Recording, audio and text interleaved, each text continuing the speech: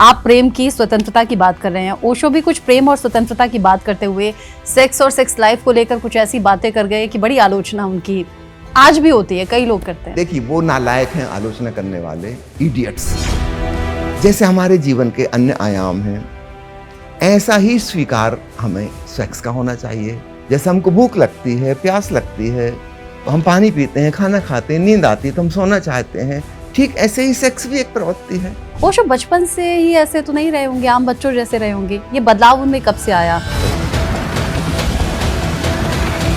जैसे कि स्कूल में नियम था कि गांधी टोपी लगाना, उस समय सफ़ेद रंग की खादी की टोपी लगाने का कंपलसरी नियम था।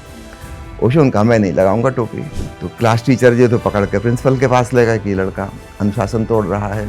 ओशो उनका देखिए सर, मैं अनुशासन नहीं तोड़ रहा हूँ, इसका पढ़ाई लिखाई से क्या संबंध है आप ये बताओ। कि आज आप स्क्रॉल कर रहे हैं मोबाइल तो हर 2 मिनट बाद ओशो की रील आ जाएगी, है ना। अब ओशो को गुजरे 35 साल हो गए। आज ये बात ज्यादा आसानी से समझ में आती है कि ओशो जो कह रहे थे वो सही है। अगर हम किसी को बांध लेते हैं, अपने कब्जे में कर लेते हैं, अपने मन की उससे करवाते हैं, वशीकरण कर लिया जादू से, यह प्रेम नहीं है, ये इसका एक्सप्लॉइटेशन है, शोषण है। शोषण को प्रेम नहीं कह सकते।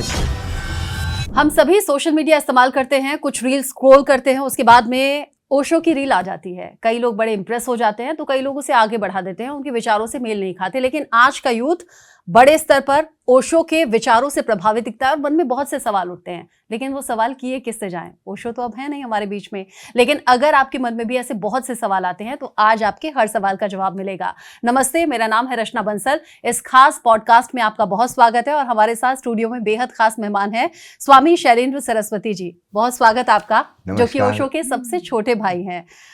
जब मैंने पहली बार आपको देखा तो मुझे लगा मेरे सामने ओशो बैठे हैं। जब मुझे मालूम हुआ कि आप ओशो के सबसे छोटे भाई हैं तो मेरे मन में आया कि जितने सवाल आज तक मेरे जहन में आ रहे थे ना, ओशो के विचार, उनके बारे में पढ़कर, उनकी बातें सुनकर, वो आज मैं आपसे पूछने वाली हूँ। तैयार हैं आप हर सवाल के लिए? बिल्कुल तैयार हैं जी। बस एक बात बता दूं, मैं सबसे छोटा भाई नहीं हूँ जी, मुझसे छोटा भाई एक और है। अच्छा, ओके। हम 11 भाई बहन थे। हाँ, ओशो नंबर 1, मैं नंबर 10 पे हूँ। मेरे बाद एक भाई और है। अच्छा, ठीक है। बिल्कुल ओशो जैसे आप दिख रहे हैं, उनके विचारों से आप बिल्कुल मेल खाते हैं। भाई बहन में अक्सर ऐसा होता है। मैं पूछना चाहूंगी कि ओशो कई बार तो बड़ी इंस्पायरिंग बातें करते हैं अपने वीडियोस में, जो हम उनके वीडियोस अब देखते हैं या उनकी किताबों में, लेकिन कई बार कुछ एलिगेशन उन पर ऐसे लगे कि एक बड़ा तबका ओशो से कनेक्ट नहीं कर पाता, या फिर ये कहिए उनके विरोध में जाता है।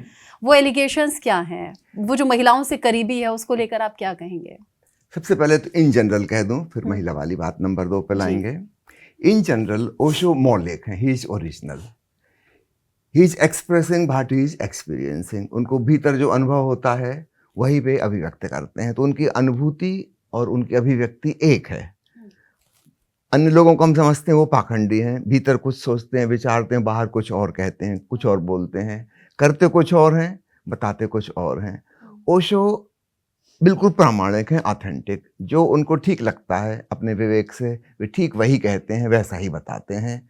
तो उनमें एक ऑथेंटिसिटी है, प्रामाणिकता है, और अधिकांश बड़ी भीड़ को यही बात अखरती है। बड़ी भीड़ जो झूठ में जी रही है, सब प्रकार के असत्य हैं, उनके अंधविश्वास हैं, मान्यताएं हैं, धारणाएं हैं, फिलॉसफी हैं, यहाँ तक कि उनके धर्म और संप्रदाय सब झूठ पर खड़े हैं। उनकी नैतिक मान्यताएं झूठ पर खड़ी हैं। उन्होंने कभी स्वयं चिंतन मनन नहीं किया। ओशो अपना चिंतन मनन करके कुछ कह रहे हैं, कंक्लूजन उसका, तो नेचुरली वो इसके खिलाफ में जाएंगे। इसको अपन ऐसा समझ सकते हैं जैसे आज से 300-400 साल पहले जब धीरे धीरे विज्ञान का उदय हुआ पश्चिमी मुल्कों में, तो वैज्ञानिकों को बहुत विरोध का सामना सहना पड़ा, क्योंकि आम पब्लिक जो मानती थी वो बिल्कुल गलत मानती थी। जो उनका ओपिनियन था, पब्लिक का ओपिनियन, वो बिल्कुल गलत था। उनका कॉमन सेंस कहना चाहिए कि गलत था। और वैज्ञानिक जो कह रहा है वो प्रयोग करके, सिद्ध करके कोई बात कह रहा है, और वह कॉमन सेंस के जब अगेंस्ट जाएगी तो उसका विरोध होगा। तो ठीक वही घटना जो आज से 300 साल पहले यूरोप में घट रही थी साइंस के क्षेत्र में, ठीक वही घटना ओशो के साथ घटी 20वीं सदी में अध्यात्म के क्षेत्र में। मैं एक एग्जाम्पल दे दूं, फिर हम आगे बढ़ते हैं। समझिए गैलीलियो, आज जिसको हम फादर ऑफ द साइंस कह रहे हैं, विज्ञान का पिता, उसको सजा मिली थी आजीवन कारावास। किस बात पे मिली थी सजा? क्योंकि वो कह रहा था कि 1 किलो का वजन और 10 किलो का वजन एक ऊंचाई से अगर एक साथ गिराए जाएंगे तो एक साथ जमीन पे गिरेंगे। This was against common sense. हमारा मन कहता है कि जो भारी चीज है वो पहले गिरेगी, हाँ। जो हल्की चीज है वो बाद में गिरेगी, लेकिन कॉमन सेंस का हम क्या करें, वो सही नहीं है, है ना। गैलीलियो ने प्रयोग करके दिखाया। पीसा की जो तिरछी मीनार है उस पर वो चढ़ा 2 वजन लेके, और नीचे कोई 1 लाख लोगों की भीड़ इकट्ठी है, उसमें महामहिम पोप भी शामिल हैं, पूरे पादरी इकट्ठे हैं। गैलीलियो जिस यूनिवर्सिटी में नौकरी करता था वहाँ के सारे प्रोफेसर, सारे स्टूडेंट सब आए हुए हैं देखने के लिए। सबको पता है कि गलत साबित हो जाएगा। हमारा कॉमन सेंस कहता है कि वजनदार चीज़ पहले गिरेगी, और उसने 2 चीज़ें गिराई, बिल्कुल एक साथ गिरी। पोप ने क्या कहा, उसने आदेश दिया कि उस आदमी को गिरफ्तार करो, इसको कोई काला जादू आ जाता है, ये भूत प्रेत का इस्तेमाल करके ऐसा इसने किया है, और इसलिए इसको सज़ा दी जाएगी। उसको तुरंत यूनिवर्सिटी की नौकरी से निकाल दिया गया, आजीवन कारावास की सज़ा उसको दे दी गई। कारावास में ही मरेगा, वो बाहर नहीं निकल सकता। वो पूरी भीड़ पोप के साथ है, सब लोग उसका समर्थन कर रहे हैं। इस उदाहरण से आप समझ लीजिए, ओशो जैसा व्यक्ति जो अपने भीतर के बारे में, अध्यात्म के बारे में, अथवा किसी भी साइकोलॉजी के बारे में जो तथ्य उद्घाटित कर रहा है, वो उसके हिसाब से बिल्कुल सही, 100% ट्रू और प्रायोगिक है, एक्सपेरिमेंट करके सिद्ध किया जा सकता है। लेकिन वो जो अंधविश्वासी हैं उनके कॉमन सेंस के खिलाफ जा रहा है, तो उनको हजम नहीं होगी यह बात, इसलिए ओशो का खूब विरोध हुआ, होना ही चाहिए था।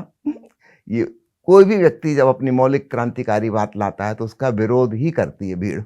हाँ, बाद में साथ देती है। जैसे अभी आपने कहा कि आज आप स्क्रॉल करें मोबाइल तो हर 2 मिनट बाद ओशो की रील आ जाएगी, है ना। अब ओशो को गुजरे 35 साल हो गए, आज ये बात ज्यादा आसानी से समझ में आती है कि ओशो जो कह रहे थे वो सही है। जैसे आज हम गैलीलियो को कह रहे हैं कि विज्ञान का पिता, उस जमाने में अपराधी था वो। ठीक ऐसे ही ओशो के ऊपर जो आरोप लगाए गए हैं, जैसे जैसे समय बीतता जाएगा, जनरल IQ लेवल बढ़ता जाएगा, सारी दुनिया सहमत होगी कि ओशो जो कह रहे थे वो सही था, और वो लोग हंसेंगे उन लोगों पे जिन्होंने ओशो का विरोध किया था। एकदम सही कह रहे हैं आप। वो जो 1 मिनट की रील सामने आती है ना, ऐसा लगता है कि आपकी जिंदगी बदल गई, आपकी सोच बदल गई, उस 1 मिनट में ये असर होता है। फिर समझ में आता है कि पुराने जमाने में जो सेलिब्रिटीज थे, विनोद खन्ना को लेकर बहुत बातें होती हैं कि कैसे आप अपना जीवन बिल्कुल मोहमाया अलग करके कैसे आप संन्यास के जीवन में चले गए, कैसे आप ओशो की शरण में चले गए। और आज तो तमाम सेलिब्रिटीज हैं जो खुलकर इंटरव्यू में कहते हैं कि हम ओशो से बड़े इंस्पायर हैं। अब तो ओशो के एक बात अभी अधूरी छूट गई, महिला वाली बात, है ना। ओशो ने कहा कि कम से कम ज्ञात 10,000 साल के इतिहास में केवल भारत में ही नहीं, भारत के बाहर अन्य देशों में भी हर जगह इस तरह तत्व को दबाया गया है, पुरुष हावी रहे हैं। कुछ छोटे मोटे इसके एक्सेप्शन है कहीं कहीं पे जहाँ मातृ प्रधान सोसाइटी है, अधिकांश पुरुष प्रधान समाज है, तो पुरुष का वर्चस्व रहा है। स्त्रीण गुणों की निंदा और आलोचना की गई है, उनको घटिया और नंबर 2 का रखा गया है, दबा कर रखा गया, उनको पनपने का अवसर नहीं दिया।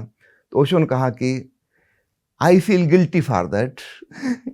याद रखिए, जो भी व्यक्ति बहुत सोसाइटी के बिहाफ पे बोल रहे हैं, उनको सारे अपने अतीत का स्मरण करके भी गिल्ट फील होता है कि पुरुषों ने ऐसा किया, है ना। और ओशो ने कहा मैं इसका उल्टा करना चाहूँगा, मैं स्त्री को सम्मान देना चाहता हूँ।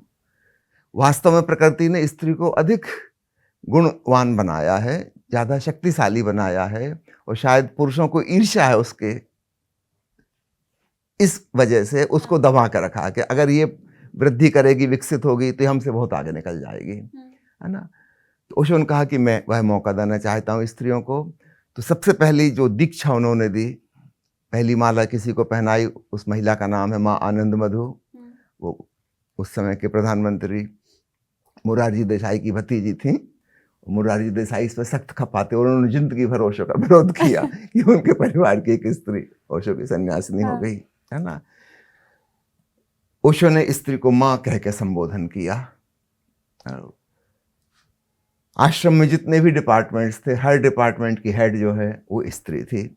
फिर पूना से जब वो शिफ्ट हुए रजनीशपुरम आरेगान में, वहाँ भी सारे महत्वपूर्ण काम जो थे वो स्त्रियों के हाथ में सौंपे थे। यद्यपि वो अनुभवी नहीं थी, उस क्षेत्र में उन्होंने काम नहीं किया था, शायद पुरुष करते तो एफिशिएंटली ज़्यादा अच्छे से करते, क्योंकि स्त्रियों को उसका अनुभव नहीं था, लेकिन ओशो ने कहा नहीं, कहीं से तो शुरू करनी पड़ेगी, भरोसा दिखाया, है ना, भरोसा करते हैं। यहाँ तक कि हैवी मशीनरी चलाने के कार्य, बड़े बड़े बुलडोजर चलाने के कार्य, वहाँ तो कंस्ट्रक्शन का काम बहुत ज़्यादा था, सड़कें बन रही हैं, पहाड़ तोड़े जा रहे हैं, झील बननी है, डैम बनना है, बड़ी बड़ी मशीनें लग रही हैं।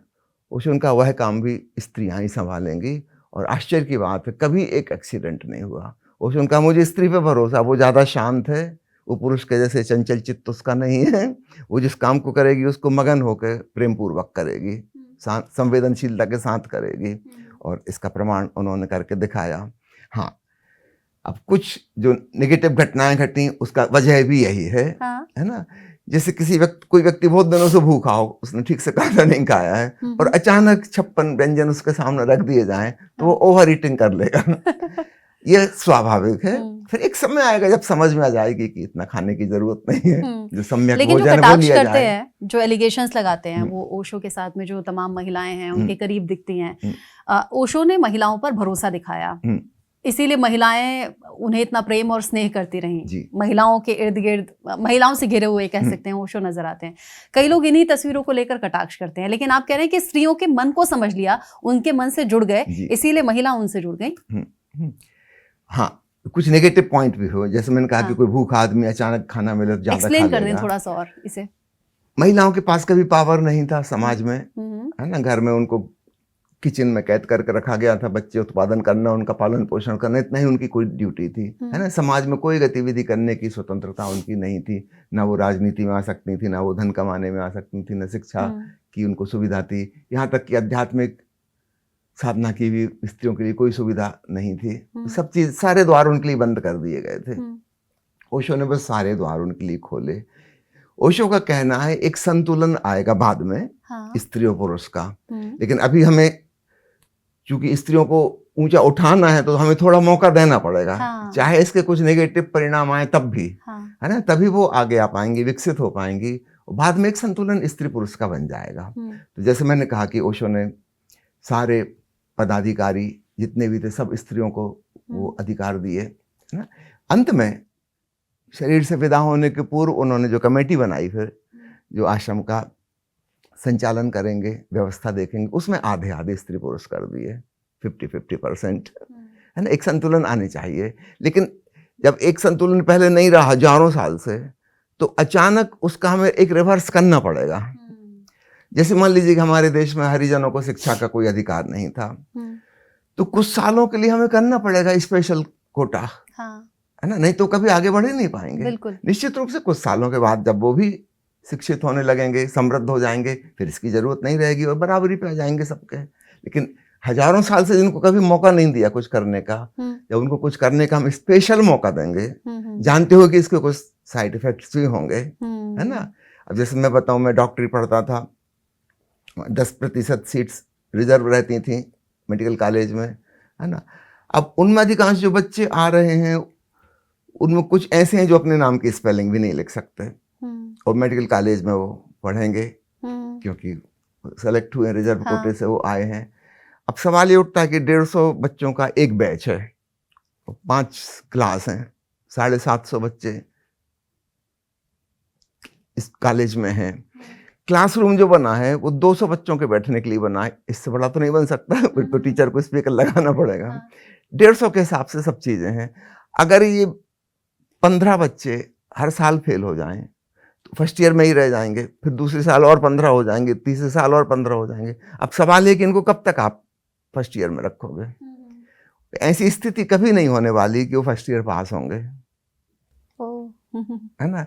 तो उनको तो पास करना ही होगा, बिल्कुल, है ना, हर साल पास करना होगा, नहीं तो कॉलेज की सारी व्यवस्था बिगड़ जाएगी। मुझे याद आता है मेरे प्रोफेसर एक डॉक्टर को जब MS की डिग्री दे रहे थे, उससे कहा था कसम खाओ तुम कभी कोई सर्जरी नहीं करोगे। डिग्री तो हम देंगे, कब तक फेल करेंगे। तो डिग्री दे रहे हैं लेकिन सर्जरी कभी नहीं करोगे, कसम खा के कहो। उस लड़के ने कसम खाई कि ठीक, कभी ऑपरेशन नहीं करूंगा, है ना, नाम में MS तक जुड़ जाए बस। तो ठीक ऐसी स्थिति स्त्रियों की है। अगर उनको हमको बराबर पे भी लाना है तो एक बार हमको बहुत आगे उनको उठाना होगा, सपोर्ट करनी होगी। ओशो ने वह कार्य किया। वो इनिशिएटिव लेना ही बहुत बड़ी हिम्मत का काम था, हिम्मत का भले ही काम कोई क्रिटिसाइज करे। और आज तो हम देख रहे हैं काफी हद तक चीजें बराबर हैं, हालांकि इक्वल अभी भी नहीं है। काफी हद तक महिलाएं आगे आई हैं, जो पिछले इतने सालों का बदलाव है। एक और सवाल मेरा अभी इन सब बातों को लेकर, चूंकि पढ़ाई लिखाई की बात है आपने की, ओशो बचपन से ही ऐसे तो नहीं रहे होंगे, आम बच्चों जैसे रहे होंगे। ये बदलाव उनमें कब से आया, और उनके बाद फिर आप भाई बहन या आपका परिवार कैसे प्रभावित हुआ उनकी सोच और समझ से? देखिए, ओशो बचपन से ही बिल्कुल अलग थे, है ना? जैसे हर मामले में अलग थे वो। जैसे उनकी सोच विचार अपनी निजी थी, वो दूसरे से प्रभावित कभी नहीं होती थी। समाज में, परिवार में क्या चल रहा है उससे उन्हें कोई लेना देना नहीं। वो अपनी बात को एक्सप्रेस करेंगे विथ फुल अथॉरिटी, है ना? अगर आपको गलत लग रही तो आप उसके विरोध में तर्क दीजिए। अगर आप तर्क नहीं दे सकते तो फिर वो अपनी बात करेंगे जो उनको ठीक लग रहा है, चाहे वो उसके परिणाम कुछ भी हो। उनके भीतर अद्भुत साहस था जो सामान्य बच्चों के अंदर नहीं होता, है ना? वो किसी भी बात पे पंगा लेने को तैयार हैं, लेकिन वो अपनी बात छोड़ेंगे नहीं। या तो आप लॉजिकली उनको गलत साबित करिए, या फिर वो अपना करेंगे जो उनको ठीक लग रहा है। उनके भीतर बहुत साहस था, मरने का भी उनके अंदर कोई खौफ नहीं था। बाढ़ आई नदी में वो रेलवे पुल से कूद के स्नान किया करते थे, और अपने संगी साथियों को एग्जाम्पल रखते थे कि डरना नहीं चाहिए, है ना? जो करना है अपन करो, मर गए तो मर गए, क्या फर्क पड़ता है, वैसे भी मरेंगे। बट लाइफ में कुछ ऐसे एक्सपीरियंस होते हैं ना जिसके बाद इंसान बदल जाता है। तो निजी लाइफ में ऐसा कोई एक्सपीरियंस था क्या कि अब इस तरफ जाना है या ऐसा सोचना है? तो पहले तो उनके बचपन की ये भूमिका समझ में आ जाए ना, कि बहुत साहसी, क्रांतिकारी, अपनी बात स्पष्ट रूप से कहने वाले, है ना? वो किसी चीज में फिर झुकने वाले नहीं है, लॉजिक के साथ बात करने वाले। इसके साथ एक और उनको सुविधा मिली, 10 साल की उम्र में वो स्कूल गए। हमारे पिताजी का मान्यता थी कि बच्चे बचपन जो है खेलने कूदने के लिए, पढ़ाई बाद में हो जाएगी, है ना? तो 10 साल तक वो बिल्कुल फ्री थे, कोई जिम्मेवारी नहीं थी। इस बीच में उनका व्यक्तित्व डेवलप हो गया। अभी कि हम छोटे छोटे बच्चों के ऊपर वजन लाद दे रहे हैं बहुत ज्यादा, है ना? उनको हम कंडीशन कर दे रहे हैं, एक खास ढंग से हिप्नोटाइज कर दे रहे हैं। फिर उनके पास वो शक्ति नहीं बचती, बल नहीं आता कि वो अपना ढंग से अपना जीवन जी सके। क्योंकि ओशो 10 साल खूब लाड़ प्यार में जिए। प्रथम 7 साल उनके नाना नानी के यहाँ बीते थे। तो ग्रैंड पेरेंट्स जो होते हैं वो अक्सर बच्चों को अनुशासन नहीं देते। लाड़ प्यार ज्यादा मिलता है। तो ओशो को पूरी छूट थी, जो करना हो करो, है ना? तो उनका व्यक्तित्व एक अलग ढंग से आया। वो 10 साल तक स्कूल नहीं गए, उसके बाद फिर वे स्कूल गए।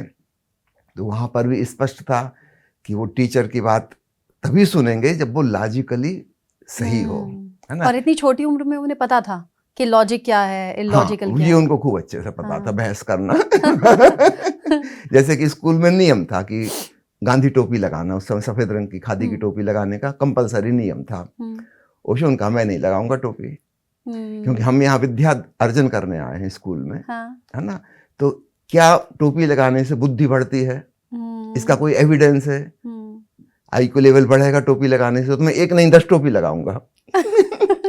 लेकिन पहले आप सिद्ध करो, क्योंकि मुझे ऐसा दिख नहीं रहा। इतने सारे बच्चे लगाए हैं टोपी, इनकी अकल में तो कहीं नहीं लगता कोई आगे निकल गया है। टीचर्स लगाए हैं, प्रिंसिपल लगाए हैं, इनमें ही मुझे कोई अकलमंद नजर नहीं आ रहा।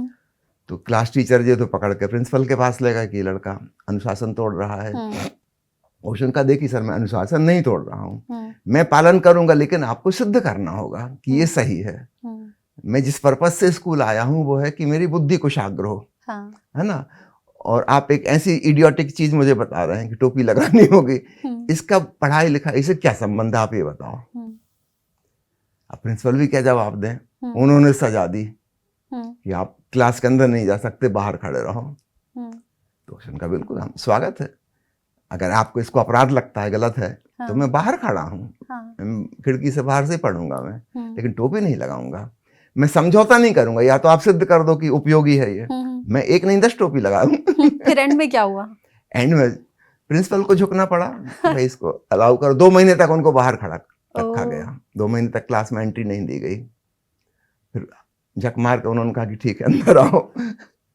घर से कोई दबाव नहीं हुआ कि नहीं जो स्कूल में कहा जा रहा है वो मान लो?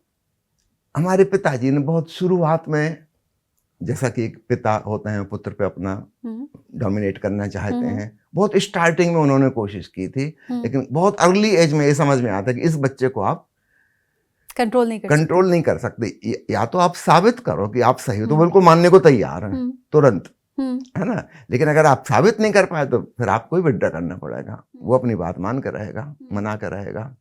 तो ये बात उनको बहुत पहले समझ में आ गई। तो कोई छोटी मोटी चीज़ों पर कभी झड़प हुई है ना। एक बार पिताजी ने चांटा भी मार दिया था नहीं बात मानने पर, लेकिन फिर बाद में पछतावा हुआ कि बेकार ही उसको चांटा मारा, क्योंकि कह तो वो ही सही रहा है कह वो सही रहा है। ओशो हमेशा अपनी बातों में बंधनों को गलत बताते हैं। कहते हैं बंधन कभी नहीं होना चाहिए, चाहे वो प्रेम का है, रिश्तों का है, शास्त्रों का है, धर्म का है। बंधन मुक्त जीवन उन्होंने कहा है कि बेहतर रहता है। इस पर आप क्या कहेंगे? देखिए, हमारे वेद और उपनिषद उठा के पढ़ लीजिए, सर्वोपरि किस बात को कहते हैं? मोक्ष। मोक्ष यानी मुक्ति, फ्रीडम, अल्टीमेट फ्रीडम, है ना। तो हमारे जीवन में भी फ्रीडम होनी चाहिए। ये हमारे जीवन का सर्वोच्च। कितने बाबा तो हैं कहते हैं कि 2 टाइम दिया जलाओ, मंत्र पढ़ो तो मोक्ष मिलेगा, भगवान की शरण में बैठे रहो। ओशो बिल्कुल होता, विपरीत कहते हैं। काश इतना सस्ता होता, मोक्ष तो उनको मिल ही गया होता। मोक्ष का मतलब होता है मुक्ति। जो किसी बंधन से मिलेगी वो मुक्ति कैसे होगी? सोचिए, अगर दिया जलाने से मोक्ष मिलता है तो उसके एक काज एंड इफेक्ट हो गया। If you produce this cause then the effect will be the result. कार्य कारण का सिद्धांत आ गया। और जो चीज कार्य कारण सिद्धांत में बंधी हुई है, इससे मुक्ति कैसे मिलेगी? ये तो खुद ही बंधी हुई है ना। सीधा पॉइंट है ना। जो चीज खुद ही बंधी हुई है उससे मुक्ति कैसे मिलेगी? मैं कहूं कि प्रार्थना करने से मुक्ति मिल जाएगी, तो मुक्ति भी प्रार्थना से बंधी हुई है। ये मुक्ति भी खाक मुक्ति है, बकवास है ना। तो freedom is the highest value. आपने जो दूसरी बातें कही, जैसे कि अगर हम 2 वैल्यू की बात करें जो हमारे जीवन में बहुत प्रमुख हैं, तो लव एंड फ्रीडम।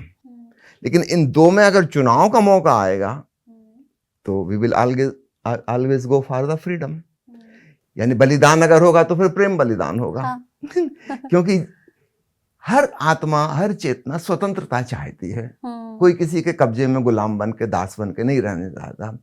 आज हम दासी प्रथा के क्यों खिलाफ हैं? पुराने जमाने में गुलाम बिकते थे, दासियां बिकती थी बाजार में, हम क्यों खिलाफ हैं उसके? हम राजा महाराजाओं के तानाशाही के क्यों खिलाफ हैं? क्योंकि उसमें गुलामी थी, है ना। ये राजा को क्या हक है? वो भी एक इंसान है और दूसरे लोग भी इंसान है। उसको क्या हक है कि इन सबको वो अपने कंट्रोल से और नियम से चलाए? बट ओशो तो शादी को भी ठीक नहीं बताते थे। आज पेरेंट्स जब देखते हैं ना कि उनके बच्चे ओशो को सुन रहे हैं या पढ़ रहे हैं तो चिंता हो जाती है। शादी के लिए तो नहीं मना कर देंगे?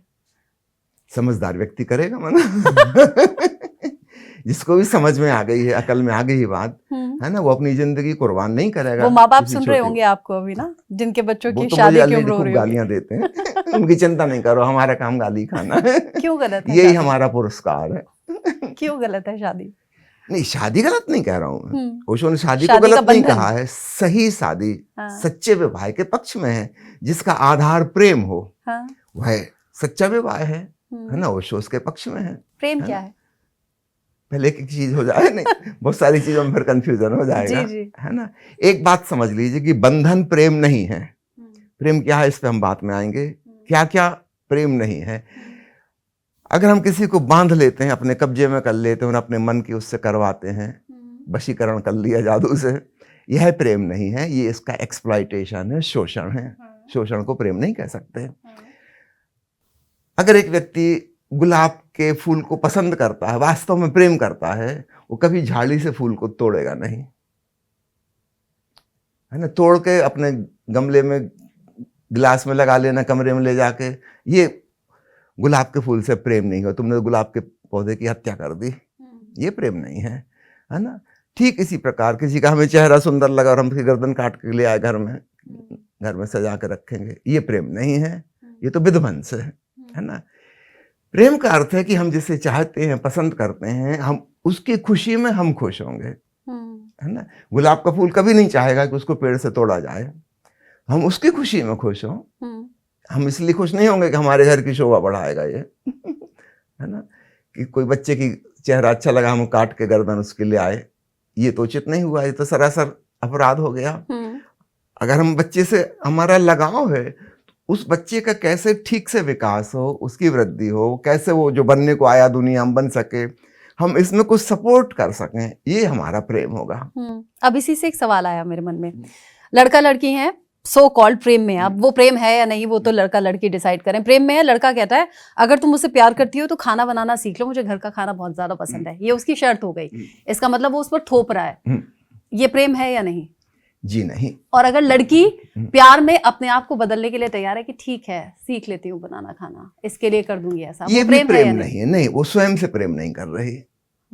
देखो, जो व्यक्ति स्वयं से प्रेम नहीं कर रहा वो किसी को नहीं कर पाएगा। ये लड़की आज किन्हीं केमिकल्स और हार्मोन्स के वशीभूत होकर ऐसा निर्णय कर रही है भावावेश में, है ना, ये बाद में इसका बहुत बुरा बदला लेगी, है ना, क्योंकि उसने कुछ निछावर किया है ना, जो उसको पसंद नहीं था वो काम वो कर रही है। नेचुरली समय तो हमारे पास उतने ही 24 घंटे हैं दिन के, हम अगर एक काम में हम समय लगाएंगे, दूसरी चीजें जो हमारी पसंद की थी वो छूट जाएंगी। मान लो उसको सितार बजाने का शौक था, अभी खाना पका रही है तो सितार नहीं बज पाएगी।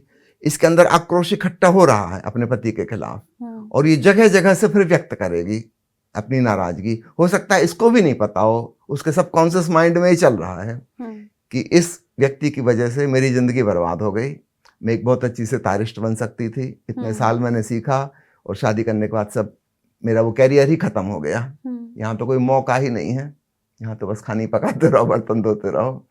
पति तो खुश है इसमें, लेकिन ये महिला इसको खुश होने नहीं देगी, क्योंकि ये दुखी है ना, इसने अपने कुछ बलिदान किया है, और बलिदान करने का वो बदला ले रही है। यानी आप कह रहे हैं बंधन ना हो, शर्तें ना हो, निस्वार्थ प्रेम हो, एक दूसरे के दिल में एहसास हो, वो आधार शादी का है तो ठीक है, वो आधार है। और उसमें स्वयं के प्रति प्रेम भी एक फैक्टर है, क्योंकि जो व्यक्ति स्वयं से प्रेम नहीं कर रहा है वो दूसरे को नहीं कर पाएगा, वो उसका बदला लेगा, जरूर लेगा, आज नहीं कल लेगा। आजकल तो ड्रम में भी भर रही है, तो बदला कुछ इस तरीके से भी सामने आ रहा है। अभी थोड़े दिन पहले मैं उज्जैन में हमारी पहचान की रहती हैं, उनका इंटरव्यू चल रहा था। उस इंटरव्यू में उन्होंने जोरदार बात बताई, वहाँ जेल में उनको बुलाया जाता है ध्यान कराने के लिए कैदियों को, तो उन्होंने बताया कि लगभग 2500 पुरुष कैदी हैं और लगभग 150 महिला कैदी भी हैं।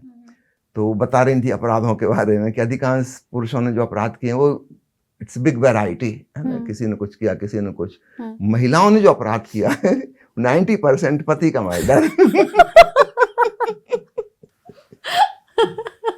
उनके जीवन का दुख का सबसे बड़ा कारण यही सज्जन है, ये पति परमेश्वर है ना।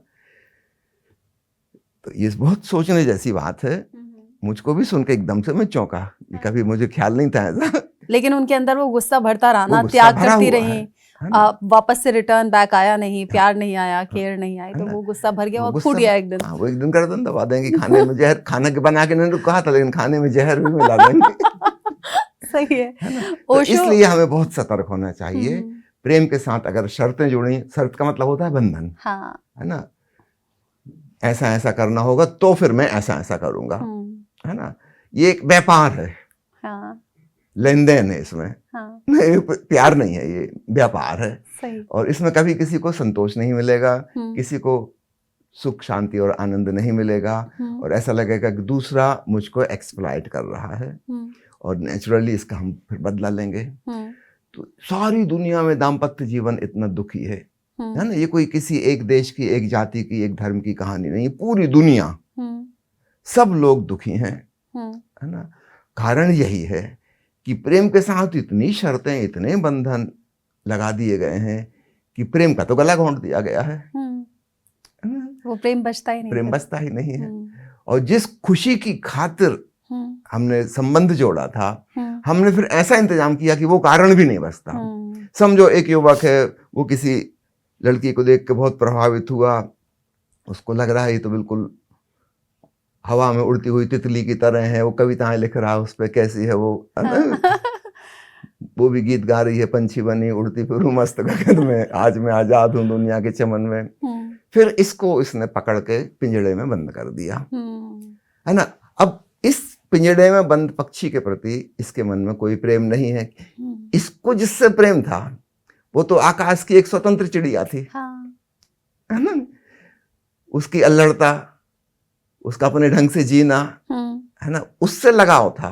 जब पिंजड़े में बंद कर दिया तो वो तो बची ही नहीं, ऊपर ऊपर की आकृति भर वही, उसकी आत्मा के तुमने गला घोंट दिया, है ना। अब इस पिंजड़े में बंद पंछी से इस पत्नी से इस पति का लगाव नहीं हो सकता, क्योंकि जिस क्वालिटी को वो प्रेम करता था वो तो बची नहीं, वो तो अपने हाथों उसने उसकी गर्दन मरोड़ दी। इसी आजादी और इस पत्नी को स्वतंत्रता। अब ये पति जो है, हाँ, ये पति परमेश्वर नहीं लग रहा, ये राक्षस जैसा लग रहा है। इसीलिए वो गला घोट दे रही है। गला घोटेगी इसका, है ना। तो तथाकथित विवाह को ओशो सराहना उसकी नहीं करते। अपन पिछले 8-10 हजार साल का इतिहास उठा के देख लीजिए, कभी भी कोई संतोष इससे प्राप्त नहीं हुआ। तो निश्चित रूप से ये कोई प्रकृति प्रदत्त व्यवस्था तो नहीं है ना, ये तो मनुष्य ने बनाई है। हाँ। और मनुष्य की बनाई चीज को हम बदल सकते हैं, बेहतरीकरण, वी कैन इम्प्रूव अपॉन, कुछ नए ढंग सोच सकते हैं, है ना।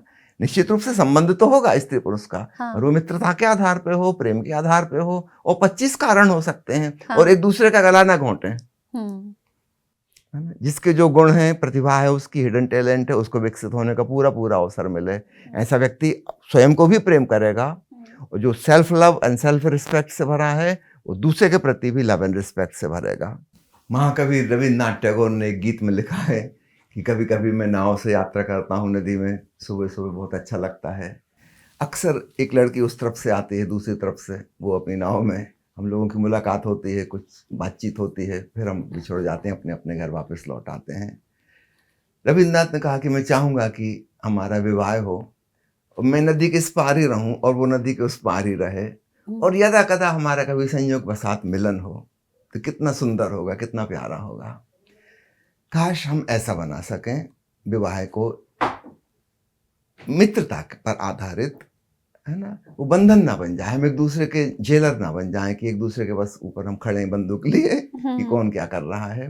प्रत्येक व्यक्ति अपनी स्वतंत्रता में जिए, है ना। इसलिए मैंने कहा जीवन में 2 तत्व बहुत महत्वपूर्ण है, लव एंड फ्रीडम। लेकिन अगर दोनों में से एक चुनना हो, अगर मजबूरी हो, तो फिर हम नेचुरली फ्रीडम की तरफ जाएंगे, हम प्रेम को निछावर कर देंगे। लेकिन दोनों अगर हो सके तो सर्वश्रेष्ठ होगा।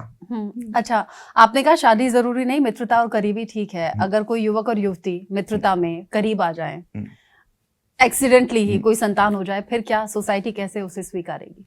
देखिए, मैं एक्सीडेंटल संतान के सख्त खिलाफ हूँ। मैं एक डॉक्टर हूँ, ठीक है, और आज की दुनिया में मैं नहीं समझता कि लोग इतने अनपढ़, गंवार और आदिवासी किस्म के हैं, है ना। एक्सीडेंटल संतान क्यों होनी चाहिए?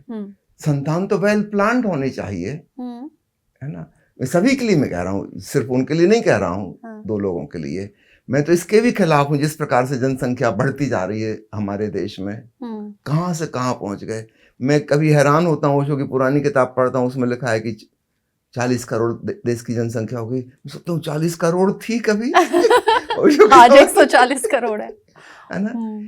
और ओशो ने उस समय आवाज उठाई थी, आपने ओशो की एक किताब पढ़ी होगी, जनसंख्या विस्फोट, पॉपुलेशन एक्सप्लोजन। और ओशो ने आगाह किया है कि चेतो, ये सबसे बड़ी समस्या यही होने वाली, जनसंख्या, है ना। इतनी बड़ी जनसंख्या के आप करोगे क्या? इतनी शुद्ध हवा और शुद्ध पानी का भी इंतजाम ना कर सकोगे, लोग पी सकें। उन पेरेंट्स का और उन दादा दादी का क्या कि भाई पोते की शक्ल दिख जाती, या तो माँ बाप कहें कि भाई हम तो अपने नाती पोती देख के जाएंगे, उनका क्या? उनकी वो जाने। हमें अगली पीढ़ी की देखनी होगी, पूरे संसार की सोचनी होगी। आज जिन विकराल समस्याओं से हम जूझ रहे हैं, मान लीजिए बेरोजगारी एक समस्या है, ये कहाँ से आई? इतनी बड़ी पॉपुलेशन की वजह से। अगर 40 करोड़ हम आज भी होते तो शायद हम अमेरिका से ज्यादा संपन्न होते। निश्चित रूप से इन सालों में खूब विकास हुआ है, है ना, लेकिन जनसंख्या वो सारा विकास को खा गई। यूरोप में सफेद चमड़ी वाले लोगों में जनसंख्या की बढ़ोतरी नहीं हुई, तो उनका विकास अपने को क्लियर नजर आता है कि हर क्षेत्र में उनके पास ज्यादा है ना। हमारे पास भी बहुत ज्यादा है। 2 पीढ़ी पहले से तुलना करें, हमारे दादा दादी के पास क्या था और हमारे पास क्या, निश्चित रूप से 100 गुना ज्यादा है।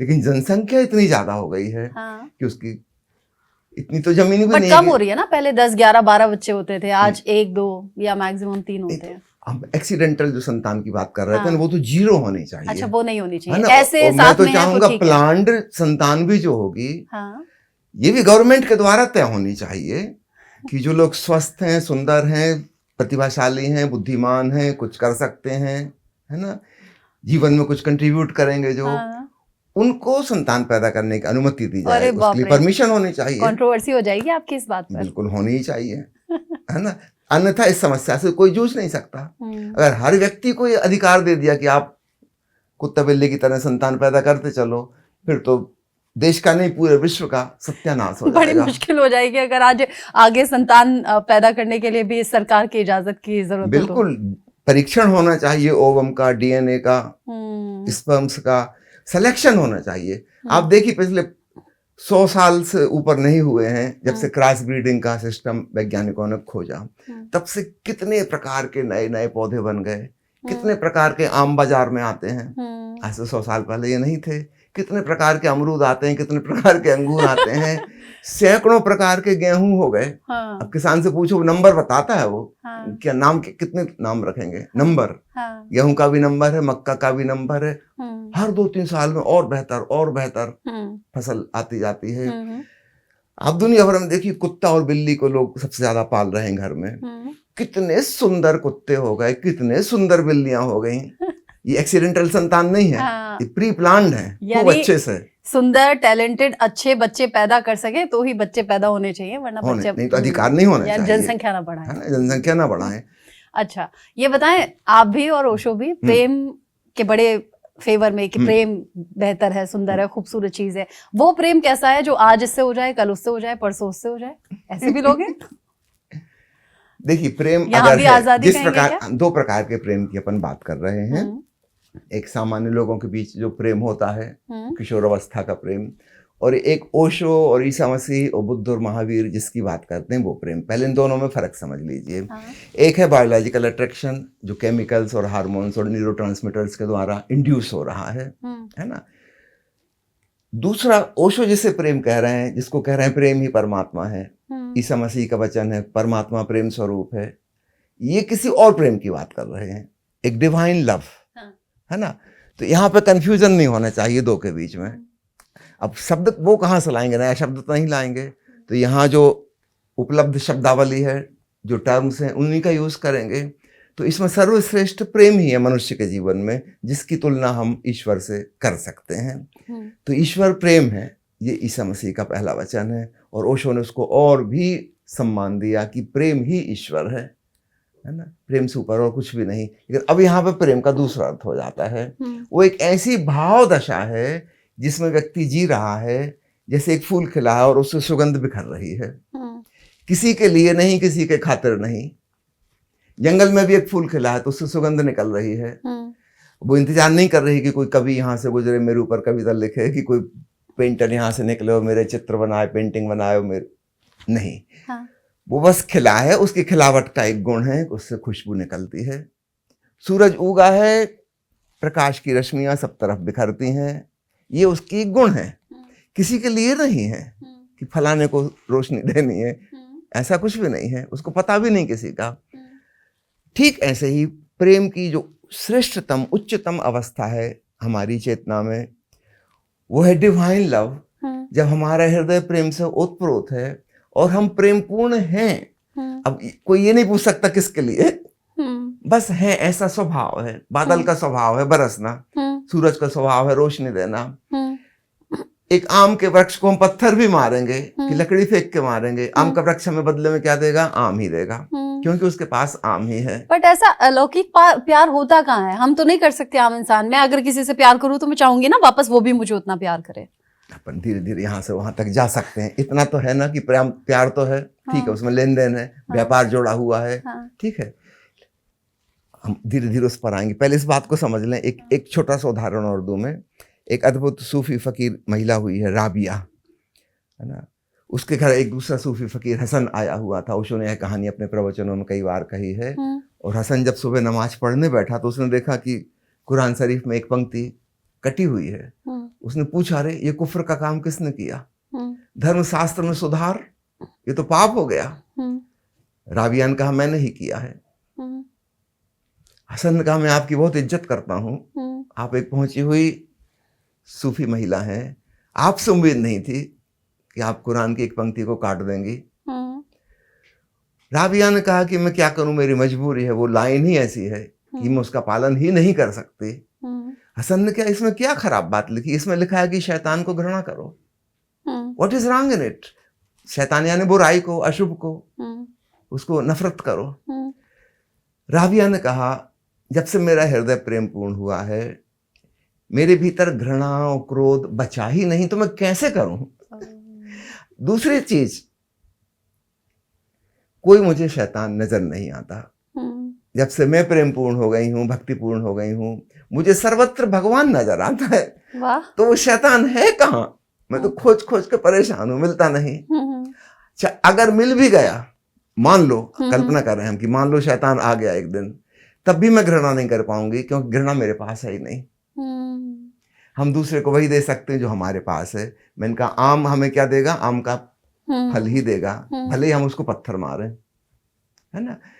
राबिया ने कहा कि मैं वही दे सकती हूँ जो मेरे पास है ना।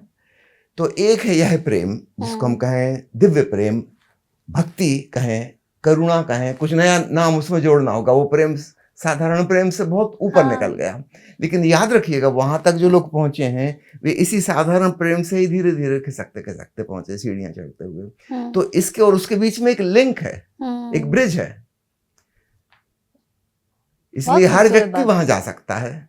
अगर मुझे आज समझ में आ गया है कि मैं जो शर्त वाला प्रेम कर रहा हूं, इसमें मेरा अहंकार है, इट्स माय ईगो, है ना। मेरी अपेक्षा है कि दूसरे को ऐसा करना चाहिए, और जब मुझे दुख मिलता है तो प्रेम की वजह से नहीं मिलता, मेरी अपेक्षा की वजह से मिलता है। अगर मैं बुद्धिमान हूं तो मैं इसको चीज को डिफरेंशिएट कर पाऊंगा कि प्रेम की वजह से तो सुख मिला, शांति मिली, प्रसन्नता मिली, लेकिन अपेक्षा पूरी नहीं हुई, इससे मैं दुखी हुआ। तो छोड़ने योग्य क्या है? प्रेम की अपेक्षा। इस प्रकार हम अपने जीवन में शुद्धिकरण करते चलेंगे। जैसे सुनार करता है ना, अशुद्ध सोना उसके पास लाते हैं, अग्नि से गुजारता है और फिर कुंदन बन जाता है, 24 कैरेट गोल्ड। तो हम जिसे प्रेम कह रहे हैं सामान्य दुनिया में, यह अशुद्ध सोना है। इसकी मैं निंदा और आलोचना नहीं करूंगा, उसमें सोना है, माना कि कचरा कूड़ा भी है। इसमें अहंकार है, मैनिपुलेशन है, शोषण है, एक्सप्लॉइटेशन है ना, अपेक्षाएं हैं, बड़े बड़े एक्सपेक्टेशन है, इनकी ईर्ष्या है, जिनकी वजह से हमको दुख मिल रहा है। अब कंफ्यूजन कहाँ होता है? हम समझते कि प्रेम की वजह से दुख मिला। नहीं, प्रेम की वजह से नहीं मिला, वो जो अशुद्धि थी उसकी वजह से मिला। तो इस संसार में हम ये पाठ सीखने आए हैं कि धीरे धीरे हम अपनी अशुद्धि को कम करें। जैसे ही मुझे समझ में आएगा, कह रहे ये तो मेरी अपेक्षा की वजह से मुझे दुख मिला, तो मैं उस एक्सपेक्टेशन को ड्रॉप करूंगा, और जैसे ही ड्रॉप करूंगा मेरी खुशी में वृद्धि हो जाएगी। अब दूसरा व्यक्ति क्या करता है, क्या नहीं करता, उसकी वो जाने। वो एक स्वतंत्र व्यक्ति है ना, वो मेरा गुलाम नहीं है, वो कोई रोबोट नहीं है कि मैं उसकी ये बटन दबाऊं तो वैसा चले, है ना। मैं उसकी स्वतंत्रता का भी सम्मान करूंगा। ये संबंध रहे या ना रहे इसका सवाल नहीं, उसकी भी स्वतंत्रता है, मेरी भी स्वतंत्रता है। लेकिन हाँ, अब मेरा एक्सपेक्टेशन ड्रॉप कर गया, कल को व्यक्ति मुझे छोड़ के भी चला जाए तो भी मुझे कोई दुख नहीं होगा, क्योंकि मैं उसकी स्वतंत्रता, उसकी खुशी की भी रिस्पेक्ट करता हूँ। अगर उसको इसमें खुशी मिलती है तो बहुत अच्छी आज के युवाओं को बहुत कुछ सीखना चाहिए, प्रेम की असली परिभाषा। और राबिया ने बहुत अच्छी बात कही कि अगर मेरे दिल में प्रेम भरा है तो मैं किसी से नफरत कैसे कर सकती हूँ। ये बड़ी खूबसूरत और सीखने वाली बात है। आप प्रेम की स्वतंत्रता की बात कर रहे हैं, ओशो भी कुछ प्रेम और स्वतंत्रता की बात करते हुए सेक्स और सेक्स लाइफ को लेकर कुछ ऐसी बातें कर गए कि बड़ी आलोचना उनकी आज भी होती है, कई लोग करते हैं। देखिए, वो नालायक हैं आलोचना करने वाले, इडियट्स, जिन्होंने ओशो की किताब पढ़ी नहीं है, ओशो का प्रवचन सुना नहीं है। मुझे आज तक एक ऐसा इंसान नहीं मिला, मैं खूब घूमता हूँ, परिव्राजक हूँ, हजारों लोगों से मुलाकात होती, आज तक एक भी व्यक्ति ऐसा नहीं मिला जिसने ओशो की किताब पढ़ी हो, प्रवचन सुना हो और उसने आलोचना की हो। वो तो आधा अधूरा सुन के ही लोग नहीं, आधा अधूरा भी नहीं, कुछ उनको नहीं पता, ABCD भी नहीं पता, इवन किताब का नाम भी वो गलत ले रहे हैं। वो नाम ही नहीं, किताब का टाइटल ही नहीं, वो भी उन्होंने पता नहीं कहाँ से सुना है। इसका मतलब किताब तो उन्होंने देखी नहीं कभी, बस मनगढ़ंत अपनी कल्पना बना ली है ना।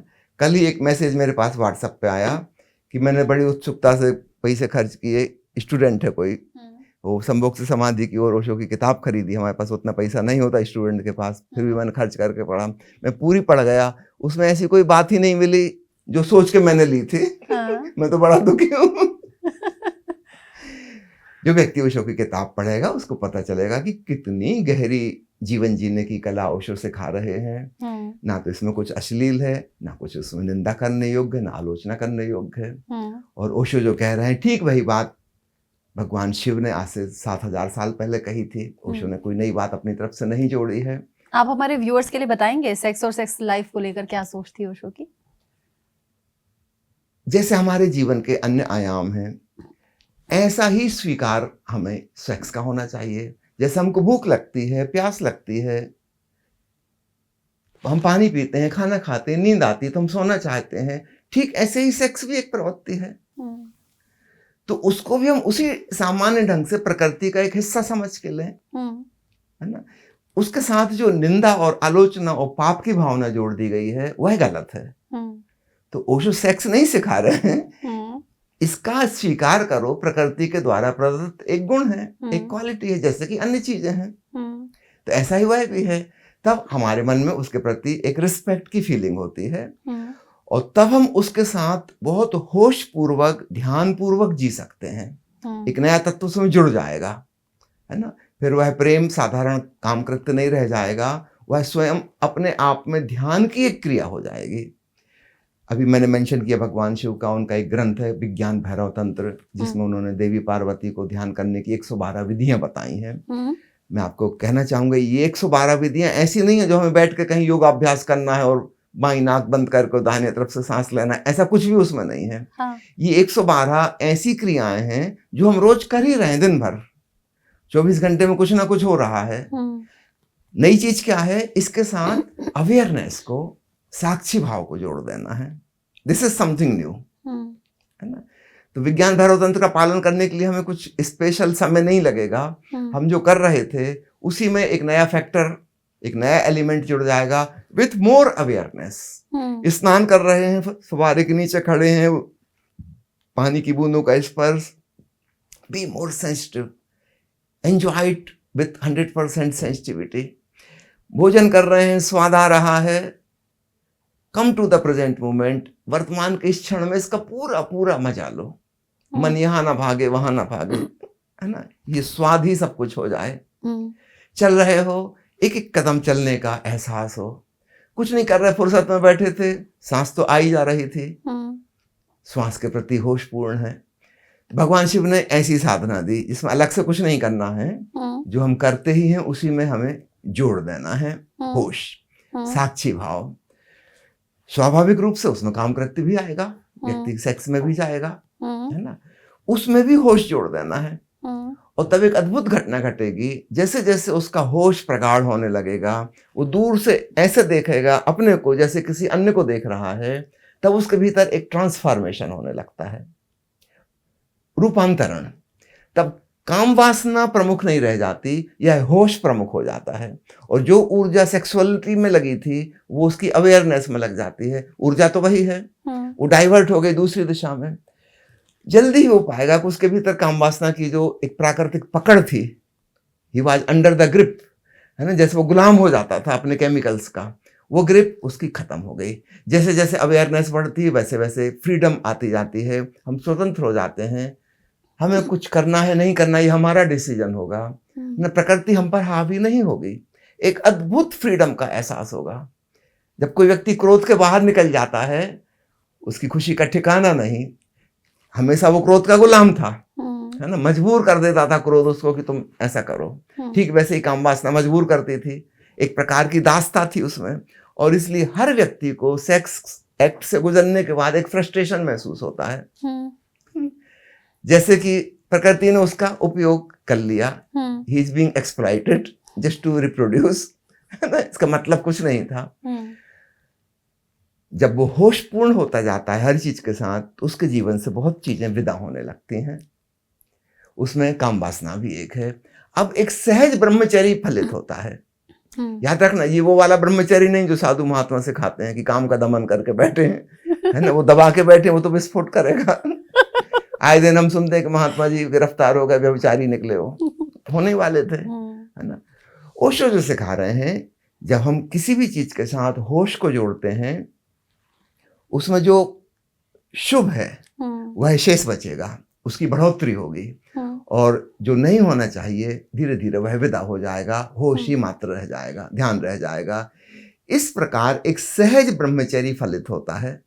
ये बिल्कुल अद्भुत बात है। ऐसा व्यक्ति अत्यंत प्रेमपूर्ण है, स्वयं के प्रति, दूसरे के प्रति सम्मान से भरा है, उसके भीतर कोई पाप भावना भी नहीं है इसके प्रति। बड़े पुण्य के रूप में ही उसने उसको लिया था, ध्यान का एक अंग, ध्यान का एक ऑब्जेक्ट उसने उसको बनाया। ये तभी बना सकते जब हमारे भीतर रिस्पेक्ट हो, नहीं तो नहीं हो सकता। किसी चीज की हम निंदा करते हैं, आलोचना करते हैं, उसके प्रति हम कैसे ध्यानपूर्ण होंगे? उससे तो हम बचना चाहते हैं। तो फिलहाल जो स्थिति सारी दुनिया में है, एक लड़की 25 साल तक अपने मायके में रही, उसको बताया गया सेक्स पाप है, सेक्स पाप है, सेक्स पाप है। अचानक एक दिन उसकी शादी हो गई, अब उससे कहा जा रहा है कि तुम्हारे पति हैं, अब वो इनके साथ सो रही है। उसके मन में 25 साल की कंडीशनिंग कि सेक्स पाप है, और ये पतिदेव जो है उसको शैतान या राक्षस लग रहे हैं, जो उसको मजबूर कर रहे हैं एक पाप कृत्य में जाने के लिए। ये कोई भला इंसान नहीं लग सकता, इसके प्रति प्रेम और आदर पैदा नहीं हो सकता, दुष्ट और हैवान लग रहा है।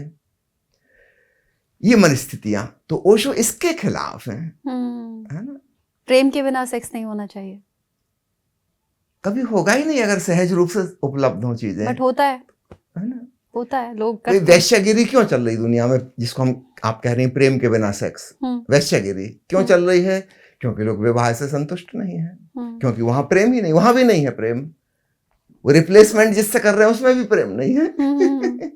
ना यहाँ संतोष मिल रहा, ना वहां संतोष मिल रहा है। तो आदमी बड़ी फजीहत में, बड़ी मुश्किल में, दुविधा में, डायलेमा में है। और इसकी वजह है काम की इतनी निंदा की गई है, उसको पाप का लेवल उस पर लगा दिया गया है। यह गलत है, ओशो यह कह रहे हैं। उसको एक प्रकृति के द्वारा दी गई क्वालिटी के रूप में देखें, आदर पूर्वक। जैसे हम अन्य चीजों का आदर करते हैं, मुझे भूख लगती है तो मैं ये नहीं कहता कि अरे भूख लगना तो पाप है, रोटी खाना पाप है। नहीं, मैं अच्छे से खाना खा सकता हूँ सम्मान पूर्वक तरीके से, कोई पाप नहीं कर रहा हूँ, कोई गिल्ट फीलिंग नहीं हो रही है। ठीक ऐसा ही जीवन के हर कृत्य को हम लें, निश्चित रूप से परिवर्तन होगा। ये नहीं कह रहे कि तुम वहीं अटके रहोगे।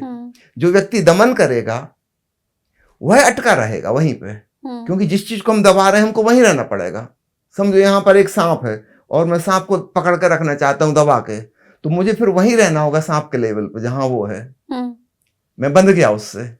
दमन करने वाला बंध जाता है। कोई आदमी क्रोध को दबा रहा है तो उसके भीतर क्रोध है ना, वो तो भड़कने को तैयार है, आग बबूला, और उसको वो दबाए हुए है कि बाहर ना निकल आए, बाहर ना निकल आए।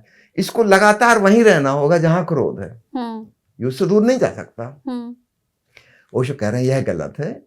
क्रोध है उसको जी लो। हाँ, ये नहीं कह रहे कि तुम दूसरे को नुकसान पहुंचाओ। तुम एकांत में अपना कमरा बंद करके क्रोध को प्रकट कर लो। तुम अपना घाव देख लो, तुम्हारे भीतर मवाद भरी, उसको बह जाने दो। ओशो ने इसकी ध्यान विधियां बनाई हैं कि कैसे हम कैथारसिस कर दें, रेचन कर दें, ताकि भीतर जो दबा पड़ा है उसका विसर्जन हो जाए। विसर्जन हो जाए तो उससे हमारा छुटकारा हो, हम ज्यादा रिलैक्स होके जी पाएंगे। अगर हम किसी चीज को दबाए हैं तो हम टेंशन में रहेंगे, क्योंकि वो चीज बाहर निकलने की कोशिश कर रही है और हम चाह रहे हैं कि नहीं वो बाहर ना निकले, भीतर छुपी रहे, दूसरे को पता ना लग जाए। दूसरे लोग मुझे अच्छा आदमी समझते हैं, अगर उनको पता चल गया कि मैं गुस्से लूं तो फिर क्या होगा। मेरी एक फाल्स इमेज मैंने बना कर रखी है और भीतर में गुस्से को दबाए हुए हूं, वो कहीं ना कहीं से तो निकलेगा। क्योंकि वो प्रकृति के द्वारा दिया गया है और ये फाल्स इमेज तुमने बनाई है। तुम प्रकृति से ज्यादा ताकतवर नहीं हो, अंत में प्रकृति जीतेगी। तो चाहे वह क्रोध हो, चाहे वो काम हो, चाहे वो ईर्ष्या हो, चाहे लोभ हो, चाहे वो भय हो, प्रकृति ने जो दिया है वो बहुत शक्तिशाली है। उससे डील करने की विधि ये नहीं है जो हमें आज तक सिखाई गई। ओशो जो हमें सिखा रहे हैं वो सही टेक्निक है। उन सब चीजों के साथ हम बहुत प्रेम, आदर और होश जोड़ें, उसको ध्यान का एक अंग बनाएं। अगर मुझे गुस्सा आ रहा है तो ये ध्यान करने जैसी बात है कि ये गुस्सा क्या है, क्यों आता है, कहाँ से आता है, इसका रीजन क्या है। अच्छा है कि मैं दूसरे से छुटकारा पाऊं, उसको करूं नमस्ते कल मिलेंगे, अभी मैं अपनी ऑब्जर्वेशन करूं। बी साइंटिफिक, है ना, एक मनोवैज्ञानिक की तरह। मैं कमरा बंद कर लूं, खिड़की दरवाजे लगा लूं और अब हो जाने दूं गुस्से को प्रकट। मैं हवा में घूंसे चला लूं, लाते फटकार लूं, गाली देने का मन है गाली दे लूं, गुस्सा आ रही तकिए में घूंसे मार लूं, तकिया फाड़ दूं। किसी का कोई नुकसान नहीं पहुंचा रहा, अपना भी नुकसान, अपने भीतर भी मैं उस मवाद को नहीं रख रहा। मैंने भीतर का गुस्सा निकाल दिया, 10-15 मिनट में मुझे खुद ही हंसी आएगी कि क्या बेवकूफ़ी कर रहा हूँ, है ना, क्योंकि वो चीज़ बह गई, निकल गई, उसका दमन नहीं हुआ। और ये भी समझ में आ गया कि उस व्यक्ति से कोई लेना देना नहीं था, ये मेरे भीतर टेम्पररी केमिकल चेंजेस होते हैं और मैं बार बार इस विशियस सर्किल में फंस जाता हूँ। संयोग की बात, उस समय कौन सामने पड़ गया, मुझे तो गुस्सा हो नहीं था। मनोवैज्ञानिकों ने प्रयोग किए, किसी व्यक्ति को 1 महीने के लिए कमरे में बंद कर दिया गया, सारी सुख सुविधाएं वहां दी गई हैं, उसको किसी से मिलना नहीं है, भोजन आ जाएगा, पानी आ जाएगा, सब कुछ आ जाएगा, ना वो कुछ पढ़ सकता, ना कोई देख सकता मोबाइल, ना किसी से बात कर सकता, बस बंद रहना है और अपनी मानसिक अवस्थाओं का वर्णन डायरी में नोट करना है। सैकड़ों लोगों के साथ प्रयोग किया गया और हैरानी की बात निकली, मान लो किसी को हर 4 दिन में गुस्सा आता है, उसको वहां भी हर 4 दिन में गुस्सा आता है। अब वहां तो कोई घटना नहीं घट रही, किसी पे दोषारोपण भी नहीं कर सकते, किसने ऐसा कह दिया, मेरी बात नहीं मानी इसलिए गुस्सा आ गया, गुस्सा तो आ रहा है। ठीक वैसे ही काम वासना का एक सर्किल है। मान लो 48 घंटे में वासना फिर से प्रगाढ़ हो गई, तो 48 घंटे में हो रही, कोई हो सामने की ना हो, उससे कोई लेना देना नहीं है।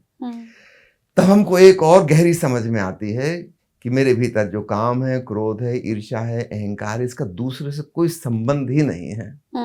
समथिंग हैपनिंग विद इन मी, है ना, और मुझे इससे डील करना सीखना होगा, है ना। दूसरा तो बेचारा विक्टिम है, वो सामने पड़ गया तो उस पर गुस्सा निकल गया था, हमने उसमें गलती खोज ली, कुछ वो नहीं पड़ता तो हम किसी और की गलती निकालते, पर हम निकाल के रहते गलती किसी न किसी की, क्योंकि हमारा तो समय हो गया था, 4 दिन पूरे हो गए थे।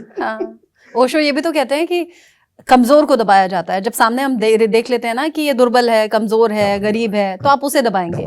आपकी हिम्मत ही नहीं होगी किसी मजबूत के सामने बोलने की, उसे दबाने की। तो ये भी एक बड़ी साइकोलॉजी है। इंतजार कर रहे, समझो ऑफिस में बॉस ने डांटा था, अब बॉस को तो जूता नहीं मार सकते, है ना, वो आदमी आके अपनी पत्नी पे नाराज हो जाएगा, पत्नी दुर्बल है, चाय में शक्कर कम डाली, गुस्से आ गई, कप उठा के फेंक दिया, पत्नी को भी लगता है कैसा पागल है भाई, शक्कर कम थी तो मांग लेते, शक्कर डाल देते, सब अब प्लेट क्यों तोड़ दिया। अब बेचारी पत्नी वो साफ भी करेगी कप प्लेट, दोबारा चाय भी बनाएगी, अब मन ही मन वो भी आग बबूला है, पति परमेश्वर पर नाराज नहीं हो सकती, उसका जीवन संकट में पड़ जाएगा। पर एक दिन ब्लास्ट होगा, फिर वो तो बाद में होगा, आज अभी कुछ होगा। अभी बच्चा आ रहा है स्कूल से, गुनगुनाता गीत, मस्ती में डोलता, उसको 2 थप्पड़ लगाए, कपड़े गंदे, क्योंकि कपड़े धो के मरी जा रही, फिर मिट्टी कीचड़ में खेलते गंदे बच्चों के साथ, और सर्टिफिकेट कहाँ है, आज ये नंबर कम मिले, 2 चांटे, और यद्यपि उसको उतने नंबर मिलते हैं हमेशा। और ऐसा नहीं है कि आज कपड़े गंदे हुए हैं, कपड़े रोज गंदे होते हैं, भाई बचपन में नहीं खेलेंगे तो कब खेलेंगे बुढ़ापे में। लेकिन आज उसकी पिटाई हो गई, और बच्चा भी समझदार है कि मेरी पिटाई हो रही है, इसका मतलब मम्मी पापा की अंडर टेंशन है कुछ। बच्चे बहुत समझदार होते हैं, स्मार्ट है। लेकिन अब मम्मी को तो वो नहीं कुछ कह सकता, मम्मी के बिना तो उसका जीवन संभव नहीं है। वो जाता है अपने कमरे में, किताब फाड़ देता है, उसका खिलौना रखा है, गुड्डे की टांग तोड़ के फेंक देता है। एक जाता है सड़क पे, वहां कुत्ता बैठा था, उसको एक पत्थर मारता है, कुत्ता बेचारा भौं भौं करता दूर चला जाता है, इसके हाथ में पत्थर है। कुत्ते को भी समझ में नहीं आता कि ये रोज रोटी लेके आता था, आज पत्थर लेके क्यों आया है बच्चा, है ना। अब वो भी इंतजार कर रहा है, वो भी गुस्से में है, और हो सकता है वो ऑफिस के पास इवनिंग वॉक के लिए वहां से निकले और पकड़ ले उनका, काट ले और उनको रेबीज के इंजेक्शन लगवा दे, तो सर्किल तो कहीं से पूरा होगा। Now this is very vicious circle, है ना, और इससे कोई समाधान कुछ नहीं हुआ। और हमने ऐसी जगह क्रोध व्यक्त किया जहां कोई जरूरत नहीं थी, हमारे संबंध खराब होंगे। इस पति के प्रति पत्नी के मन में इज्जत नहीं रहेगी जिसने चाय की प्लेट तोड़ी, है ना, एकदम सही। He is behaving very childish, है ना, मैच्योर व्यक्ति का ये लक्षण नहीं है। इस मम्मी के प्रति इस बच्चे के मन में इज्जत नहीं रह जाएगी, इसको लगता कैसी दुष्ट औरत है, बिना काम के पीट दिया, ऐसी कोई बात ही नहीं थी, है ना। हम अपने संबंध खराब कर रहे हैं, चीजें कॉम्प्लिकेटेड हो गई, क्योंकि वहां हम व्यक्त कर नहीं सकते जहां करना चाहिए, और भीतर वो मवाद भरी हुई है।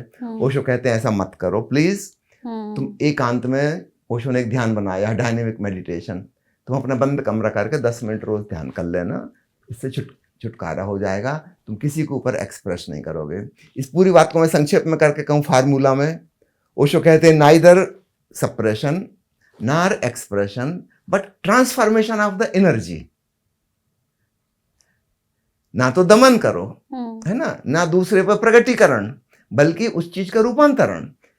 सेक्स एक ऊर्जा है, क्रोध एक ऊर्जा है, भय एक ऊर्जा है, ईर्ष्या एक ऊर्जा है। इस बात की हमने कभी नहीं सोचा कि इट इज लाइफ एनर्जी, और एनर्जी है तो हम उसको ट्रांसफॉर्म कर सकते हैं। जैसे हमको पता है विद्युत ऊर्जा है, बल्ब में से गुजारेंगे तो रोशनी बन जाएगी, गीजर में ले जाएंगे तो गर्मी बन जाएगी, फ्रिज में ले जाएंगे उसी को तो ठंडक बन जाएगी। ऊर्जा वही है ना। उसी से एक्सरे बन जाते हैं, उसी से गामा रेज बन जाती हैं, उसी से क्या क्या नहीं बन जाता। पूरा अस्तित्व एक प्रकार से इलेक्ट्रिसिटी का खेल है। जो कुछ भी नजर आ रहा है सब इलेक्ट्रॉन्स, प्रोटॉन, न्यूट्रॉन्स का खेल है, विद्युत कणों का। तो इसका रूपांतरण हो सकता है, मतलब उसी से जिससे गर्मी पैदा हो रही थी, इसको दबाने की जरूरत नहीं है, हम इससे ठंडक भी पैदा कर सकते हैं। थोड़ी सी कलाकारी आनी चाहिए। तो ओशो का कहना है neither suppression nor expression but transformation. तो विद्युत को उदाहरण से मैं समझा रहा था, जिससे गर्मी पैदा हो रही है उसी से ठंडक भी पैदा हो सकती है। अब ठंडक और गर्मी दो विपरीत चीजें हैं, है ना। जिस इलेक्ट्रिसिटी के शॉक से कोई आदमी मर जाता है, उसी इलेक्ट्रिसिटी से चलने वाले इक्विपमेंट आईसीयू में, हॉस्पिटल में किसी के प्राण बचा रहे हैं। तो मैं आपसे पूछूं, बताइए बिजली क्या है, जानलेवा कि जानदेवा? नहीं, बिजली अपने आप में कुछ नहीं है, बिजली बस बिजली है, न्यूट्रल। हाँ, आपने उसका इस्तेमाल कैसे किया, कैसे इस्तेमाल किया? तो हमारे अंदर लाइफ एनर्जी है ना। हम उसका सेक्स में इस्तेमाल कर सकते हैं, एंगर में इस्तेमाल कर सकते हैं, फियर में कर सकते हैं, प्रेम में कर सकते हैं, घृणा में कर सकते हैं, नफरत में कर सकते हैं, बहुत ढंग से इस्तेमाल कर सकते हैं। एनर्जी वही की वही है। हम अगर इसका ट्रांसफॉर्मेशन करना सीख गए, और ओशो ने उसकी विधियां दी हैं, क्योंकि फिलोसॉफिकल बात नहीं है, it is practical, experimental, you can do it, है ना। मान लीजिए एक विधि है मूलबंध ध्यान, ओशो का बहुत फेमस ध्यान है, कि जिसमें हम हवा बाहर जोर से छोड़ते हैं सांस की, और बाहर 2 सेकंड को रोक लेते हैं, पेट पे चक जाता है, नीचे के हिस्से हमारे सिकुड़ जाते हैं। कंट्रैक्शन ऑफ लोअर 3 सेंटर्स, जिनको मूलाधार, स्वादिष्ठान और मणिपुर चक्र कहते हैं, वो भीतर को सिकुड़ गए। 2 सेकंड हमने सांस को बाहर रोका, फिर आराम से सांस ली। लेने में जोर नहीं लगाना है, हर बार छोड़ने में हल्का सा जोर, और पेट पे चक जाए। इसमें क्या होता है, नीचे के चक्रों की ऊर्जा ऊपर की ओर जाती है। ऊपर हमारा हृदय चक्र है, विशुद्ध चक्र है, आज्ञा चक्र है, सहस्त्रार चक्र है।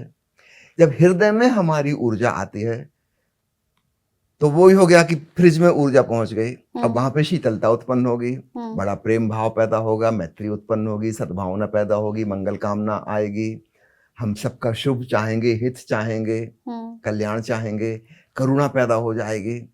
अभी हम जिस प्रेम की बात कर रहे हैं बिल्कुल नाम मात्र है वो, क्योंकि हमारी ऊर्जा ही काम केंद्र पर है।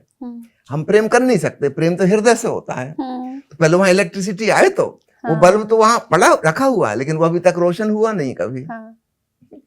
हमारी जो विद्युत है वो मुख्य रूप से नीचे के 3 चक्रों में है, और प्रकृति का काम उतने से चल जाता है, प्रकृति को उससे ज्यादा का मतलब नहीं। अगर हमको साधना करना है और अपने जीवन में हायर वैल्यूज को पाना है, we have to do something. तो ध्यान, मेडिटेशन उसका उपाय। जब हमारी ऊर्जा हृदय पर आती है, अचानक हमारी पर्सनालिटी चेंज हो जाती है। एक नए प्रकार का प्रेम, अब शब्द तो इस्तेमाल करना पड़ेगा प्रेम, लेकिन अब इस प्रेम का काम से कोई लेना देना नहीं है। हम एक सीढ़ी ऊपर चढ़ गए वहां पे एक नए प्रकार की अनुभूति हो रही है, जिसमें हम कहेंगे कि एक फ्रेंडलीनेस सबके प्रति है। अभी 4-5 दिन पहले महान गायक सोनू निगम का एक इंटरव्यू देख रहा था, उसमें उन्होंने कहा कि ओशो को पढ़ के, सुन के, समझ के मेरी पूरी जिंदगी बदल गई है। अब मैं ये नहीं कह सकता कि मैं किससे प्रेम करता हूं, बीवी से कि बच्चों से कि बाप से कि बहन से, मैं प्रेमपूर्ण हूं। अच्छा, किसी का मेरे ऊपर कोई प्रभाव भी नहीं पड़ता। ये भी एक अजीब बात उन्होंने कही, है ना। मैं जी रहा हूं संसार में, पर ऐसा समझना कि बस मैं अभिनय कर रहा हूं, एक एक्टिंग, एक खेल, एक लीला चल रही है, मैं चुपचाप इसको पीछे खड़े होकर देख रहा हूं दृष्टा भाव से, अपने आप को भी ऑब्जर्व कर रहा हूं मैं। ध्यान में ऐसा मेरे को हो गया है। तो कोई चीज से मैं अनअफेक्टेड रहता हूं, या कोई अफेक्टेड होता भी हूं तो just for very temporary, for just few moments, और मैं तुरंत उसके बाहर अलग खड़ा हूं। तो एक अद्भुत स्वतंत्रता का एहसास होता है कि संबंधों में हूँ, घर परिवार में हूँ, सारे उत्तरदायित्व निभा रहा हूँ, सब काम कर रहा हूँ, लेकिन सब खेल खेल जैसा हो गया है ना। ये बड़ी प्यारी बात उन्होंने कही। तो हम हृदय चक्र पर आ जाते हैं तो ऐसा होता है। अब इसके और ऊपर जब ऊर्जा जाती है विशुद्धि चक्र पर, अब हम इक्विपमेंट बदल रहे हैं। विद्युत वही है जो इलेक्ट्रिक शॉक दे के मार रही थी, अब हम उसको कहीं और ले जा रहे हैं, वहां उसका दूसरा यूज हो रहा है। इसको कहते हैं ट्रांसफॉर्मेशन, रूपांतरण। यह है हमारे एक्सप्रेशन का, क्रिएटिविटी का सेंटर। जब कंठ चक्र पर ऊर्जा आती है तो व्यक्ति बहुत क्रिएटिव हो जाता है। हो सकता है वो गीत लिखे, हो सकता है वो संगीत में डूबे, हो सकता है वो पेंटर बनाए, हो सकता है वो बागवानी करे, कोई भी उसके जो शौक होंगे उसमें बड़ी कलाकारी प्रकट होगी, समथिंग यूनिक, है ना, जो कि पहले उसके जीवन में नहीं थी। पहले भी वो काम करता था लेकिन उसमें कला नहीं थी। अब वो पाएगा कि हर छोटी छोटी चीज में कलाकारी। एक महिला घर की सफाई ही कर रही है कि किचन में भोजन ही पका रही है, लेकिन उसमें कलाकारी आ जाएगी। शी विल बी क्रिएटिव, नई नई सूझबूझ पैदा होंगी, है ना। अब जो कर रहे हैं वो काम नहीं है, it is no more work, it is creation, not production, है ना। उस व्यक्ति के जीवन में बहुत अद्भुत, मतलब ये अब वो प्रेम से भी ऊपर बात निकल गई। प्रेम में तो हम फिर भी लोगों से संबंधित थे, अब ये व्यक्तिगत रूप से किसी से संबंधित नहीं है, लेकिन ऊर्जा अपने आप को एक्सप्रेस कर रही है, क्रिएटिविटी के फूल खिल रहे हैं, है ना। तुलसी से किसी ने पूछा कि आप रामायण क्यों लिख रहे हैं, तुलसीदास ने कहा स्वांतः सुखाय तुलसी रघुनाथ गाथा, अपने मजे के लिए, I am just enjoying.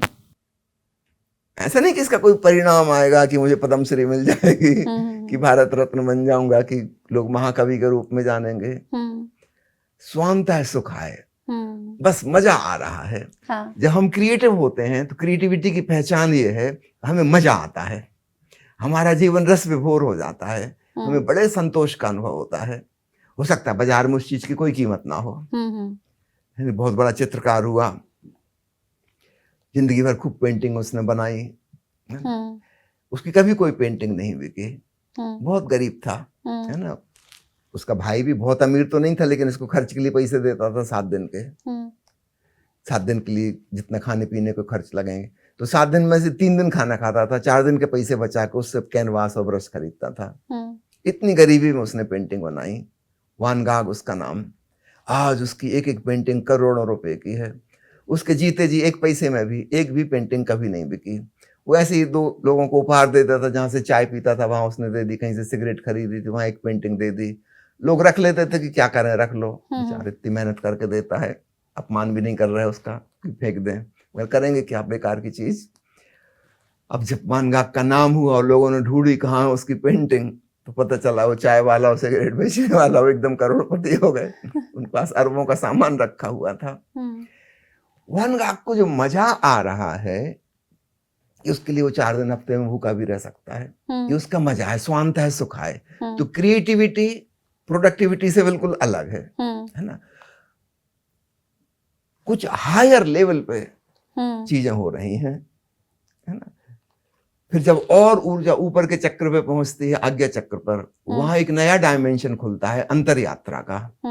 We go within our self, है ना।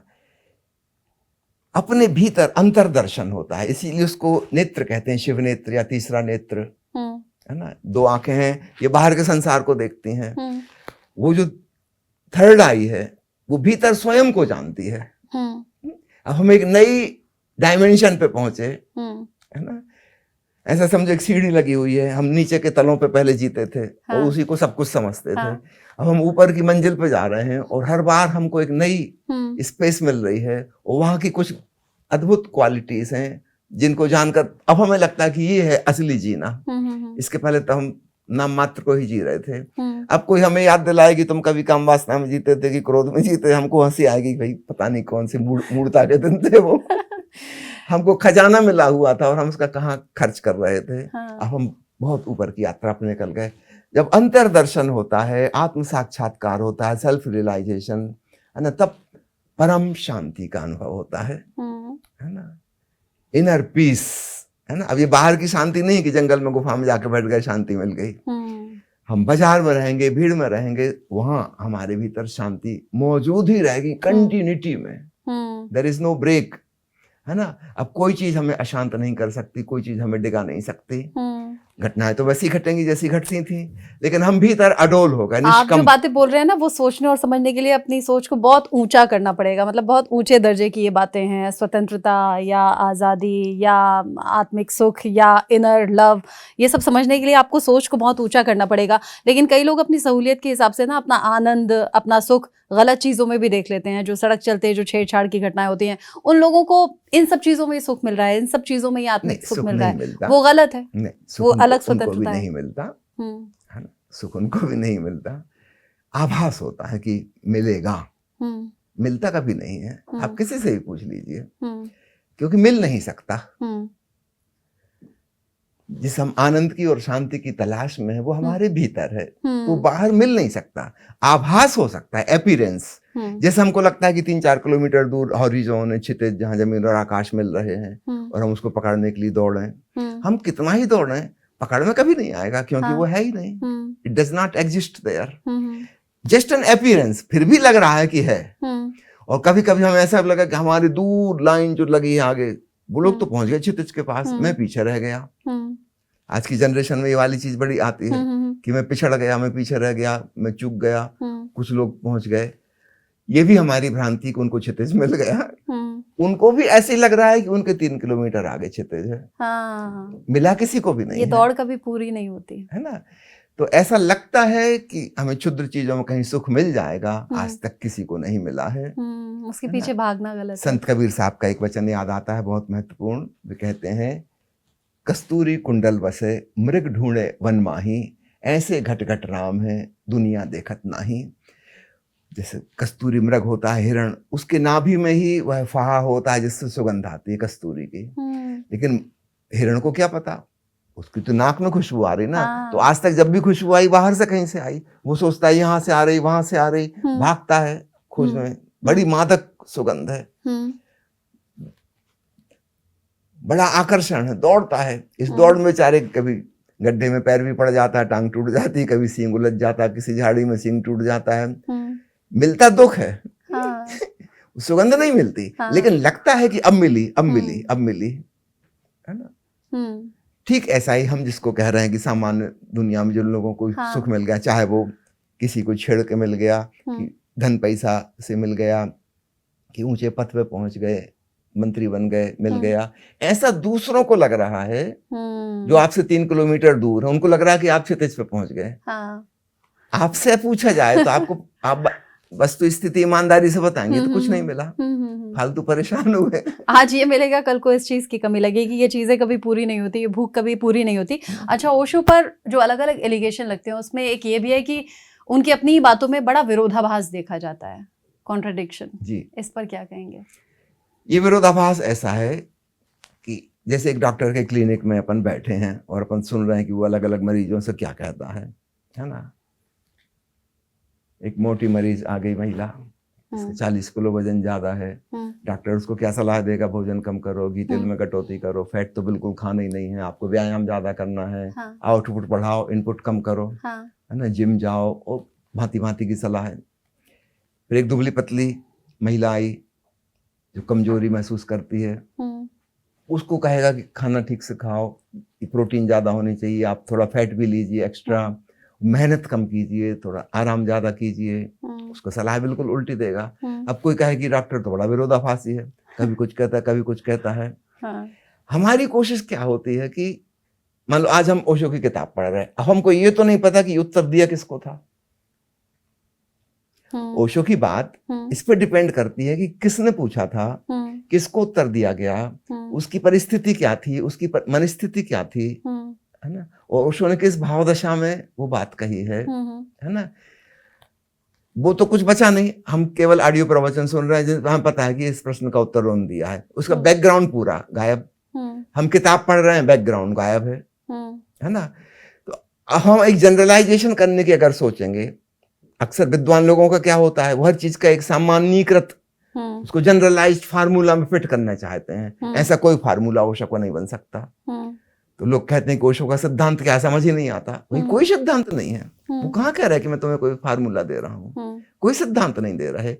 उन्होंने जो भी स्टेटमेंट दिए हैं वो एक पर्टिकुलर सिचुएशन में किसी को दिए हैं, उसकी खातिर दिए हैं, है ना। अगर परिस्थिति बदल जाएगी, व्यक्ति बदल जाएगा तो वो बात बदल देंगे, अलग बन की बात हो जाएगी। उनका कोई फिक्स्ड फार्मूला नहीं है, है ना।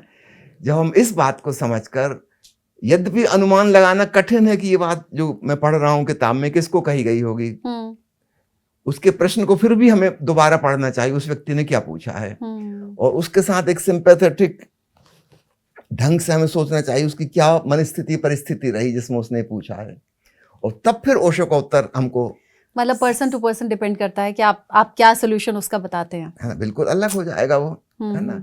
तो ओशो की किताब पढ़ के कोई हम जनरलाइजेशन करने की सोचें तो ये हम गलत काम कर रहे हैं, है ना। हमको खूब सिंपैथेटिक ढंग से वो क्वेश्चन और वो परिस्थिति समझनी चाहिए, किस परिस्थिति में उनने क्या कहा होगा, है ना। और तब हम उनकी बात का सार ग्रहण कर पाएंगे, और तब हम पाएंगे उनकी बातों में कहीं कोई विरोधाभास नहीं है। मैं तो बिल्कुल बचपन से ओशो को सुनता आया हूँ, मुझे आज तक नहीं लगा कि कभी कोई कंट्राडिक्टरी बात उन्होंने कही है, बिल्कुल ठीक कहा है। लेकिन बाद में निश्चित रूप से ये वाली समस्या खड़ी होगी, भाई आधी अधूरी बात जानकर या आधा अधूरा ज्ञान लेकर फिर इस तरह के एलिगेशंस लग सकते हैं। भागवत गीता में कृष्ण अर्जुन से कह रहे हैं कि युद्ध लड़ो, है ना। वो तो धनुष बाण रख के बैठ गया था, डिप्रेशन में चला गया था कि मुझे नहीं लड़ना, और कृष्ण ने उसको पूरा गीता समझा के युद्ध के लिए तैयार किया। अब हम कल्पना करें अर्जुन की जगह अगर दुर्योधन बैठा होता, एक अशुभ व्यक्ति, है ना, जिसके हाथ में ताकत आएगी तो गलत ही करेगा, है ना, गलत आदमी है वो। क्या भगवान कृष्ण उसको यही उपदेश देते अगर वो कहता कि मैं छोड़ चला, मुझे नहीं लड़ना? कृष्ण उसकी पीठ थपथपाते कहते कि चलो चलो जंगल जाओ, तुम सन्यासी हो जाओ, है ना, उसको रास्ता बताते जंगल जाने का। अर्जुन वही कह रहा था कि मैं सन्यासी हो जाऊं, कर्म छोड़ दूं, कर्म का त्याग कर दूं, मुझे नहीं लड़ना। ये अच्छा आदमी है, अच्छे आदमी के हाथ में ताकत होगी तो कुछ अच्छा होगा। अच्छा आदमी अगर छोड़ के चला जाएगा, ये टेंडेंसी होती है अच्छे आदमी में, वो जगह खाली कर देता है, लेकिन ये खाली जगह फिर भरेगा कौन? बुरा आदमी कोई भरेगा। बुरा आ सकता है। तो इसकी रिस्पॉन्सिबिलिटी अच्छे आदमी पे जाती है, वो हमेशा एस्केप कर जाता है। तो दुनिया में इतनी बुराई है, इसके लिए सिर्फ बुरे लोग जिम्मेवार नहीं है, इसमें उन अच्छे लोगों का भी हाथ है जो जगह खाली कर देते हैं।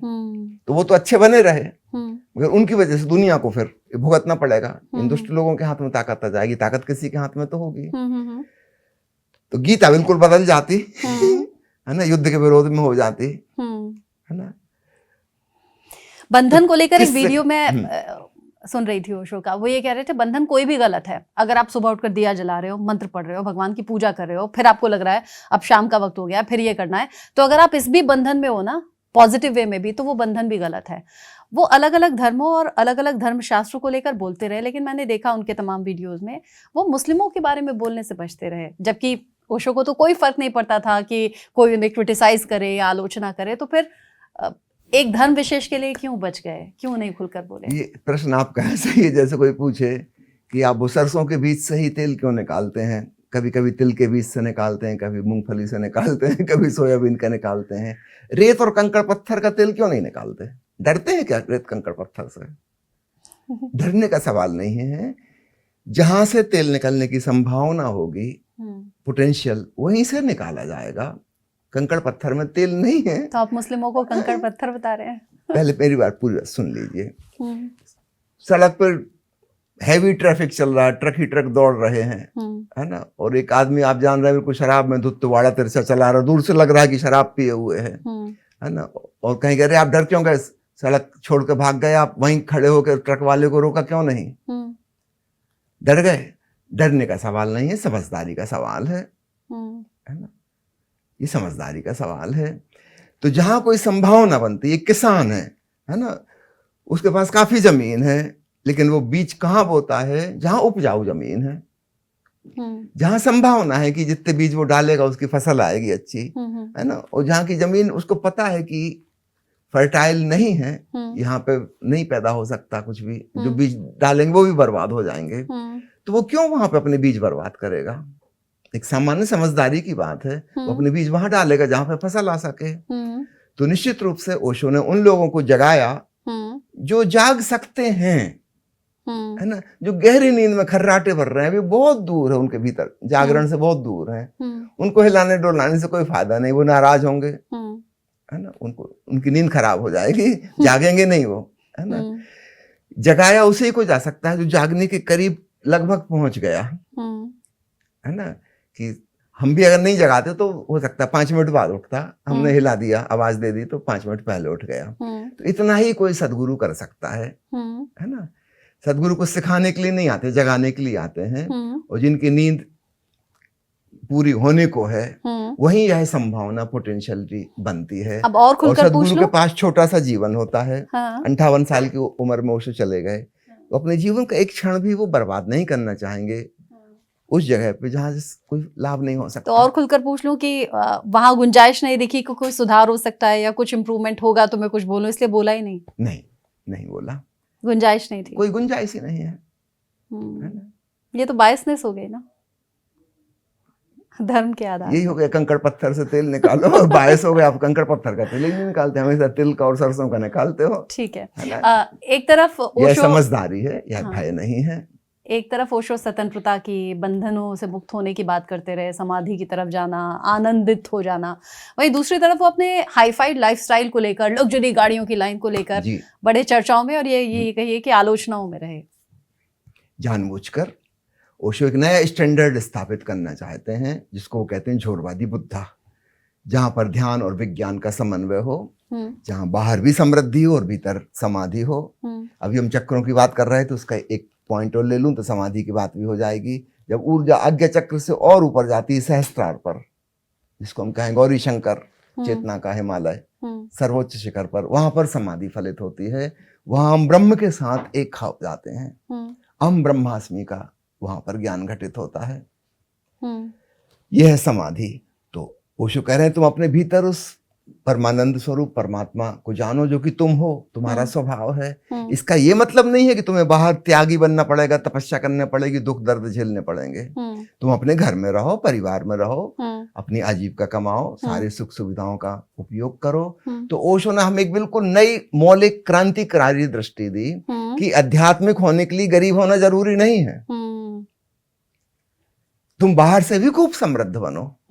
तो जो पुराना हमारे मन में एक धारणा बैठी थी, खासकर गौतम बुद्ध, तीर्थंकर महावीर, आदि शंकराचार्य, ये 3 बड़े धर्म इस देश में पैदा हुए और तीनों के जो प्रवर्तक थे उन्होंने एक धारणा हमारे मन में दे दी कि भिक्षाटन करो। इसी क्रांति में बहुत लोगों ने आरोप लगाया कि हमारा घर तोड़ दिया, बिगाड़ दिया। इन लोगों ने बिगाड़ा, बुद्ध, महावीर और शंकर ने करोड़ों का घर बिगाड़ा है, करोड़ों का, 1-2 का नहीं, है ना। बुद्ध के जमाने में ही उनके 50,000 शिष्य थे जो घर द्वार छोड़ के आए थे। महावीर के जमाने में उनके 40,000 शिष्य थे, है ना, जिन्होंने परिवार का त्याग कर दिया था। अब सोचो, एक आदमी शादी करके पत्नी को लाया था, कसम खाई थी कि सुख दुख में साथ निभाएंगे, और एक दिन अचानक गायब हो गया। और पुराने जमाने में महिलाएं पढ़ी लिखी नहीं होती थी, सामाजिक रूप से कर्मठ नहीं होती थी, उन्होंने कभी बाहर आके कुछ किया नहीं था। उस महिला पे क्या बीती होगी?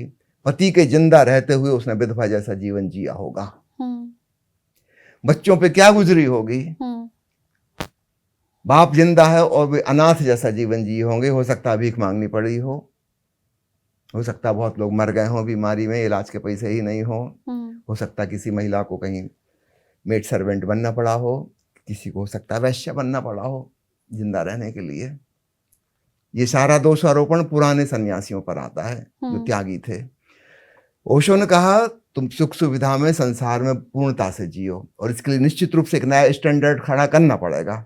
जैसे बुद्ध और महावीर की मूर्ति जब हमारे सामने मन में आती है तो हमें भिक्षाटन का ख्याल आता है। इसका ठीक विपरीत ओशो ने करके दिखाया। ये 97 रोल्स रॉयस, ताकि मन में तुम्हारी वो भ्रांति टूटे, इसका कोई लेना देना नहीं है, भीतर तुम्हारी ऊर्जा सहस्त्रार पर है, तुम समाधिस्थ हो गए। बाहर खूब सुविधा हो सकती है, तुम महल में रहो, इसमें झोपड़ी में जीने की या गुफा में जीने की थोड़ी जरूरत है। तो ओशो ने एक नया समन्वय बिठाला, पूरब और पश्चिम का मिलन, ध्यान और विज्ञान का मिलन। बाहर धन हो, भीतर ध्यान हो, बाहर समृद्धि हो, बाहर भीतर समाधि हो, दोनों हो सकती हैं। ऐसा कभी सोचा नहीं गया था। यद्यपि इसके बीज आरोपण धीरे धीरे हो गए थे। हाँ। उदाहरण से हम देखते हैं संत कबीर साहब, संतों में वो पहले व्यक्ति हैं जिन्होंने अपना परिवार नहीं छोड़ा, जो मंदिर मस्जिद नहीं गए, जो कोई तीर्थ स्थान नहीं गए, जो अपने घर में रहे, अपनी आजीविका उपार्जन करते रहे, जुलाहे थे जुलाहे रहे, कपड़ा बेचते थे, पैसा कमाते थे, बच्चों का पालन पोषण करते थे, वो भीतर से समाधिस्थ थे।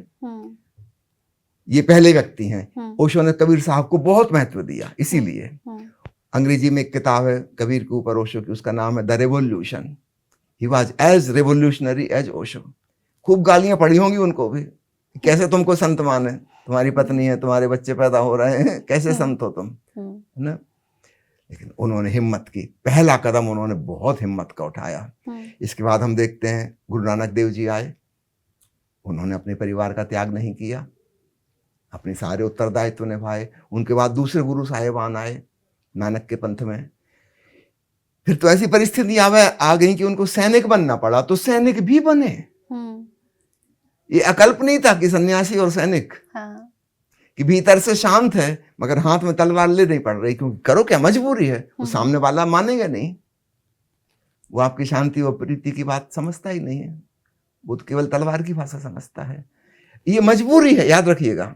उनके भीतर हृदय की करुणा वैसी की वैसी है, लेकिन मजबूरी है, सामने वाला समझता ही नहीं, तो इसलिए तलवार उठानी पड़ेगी, आत्मरक्षा के लिए उठानी पड़ेगी, नहीं तो जीने ही नहीं देंगे।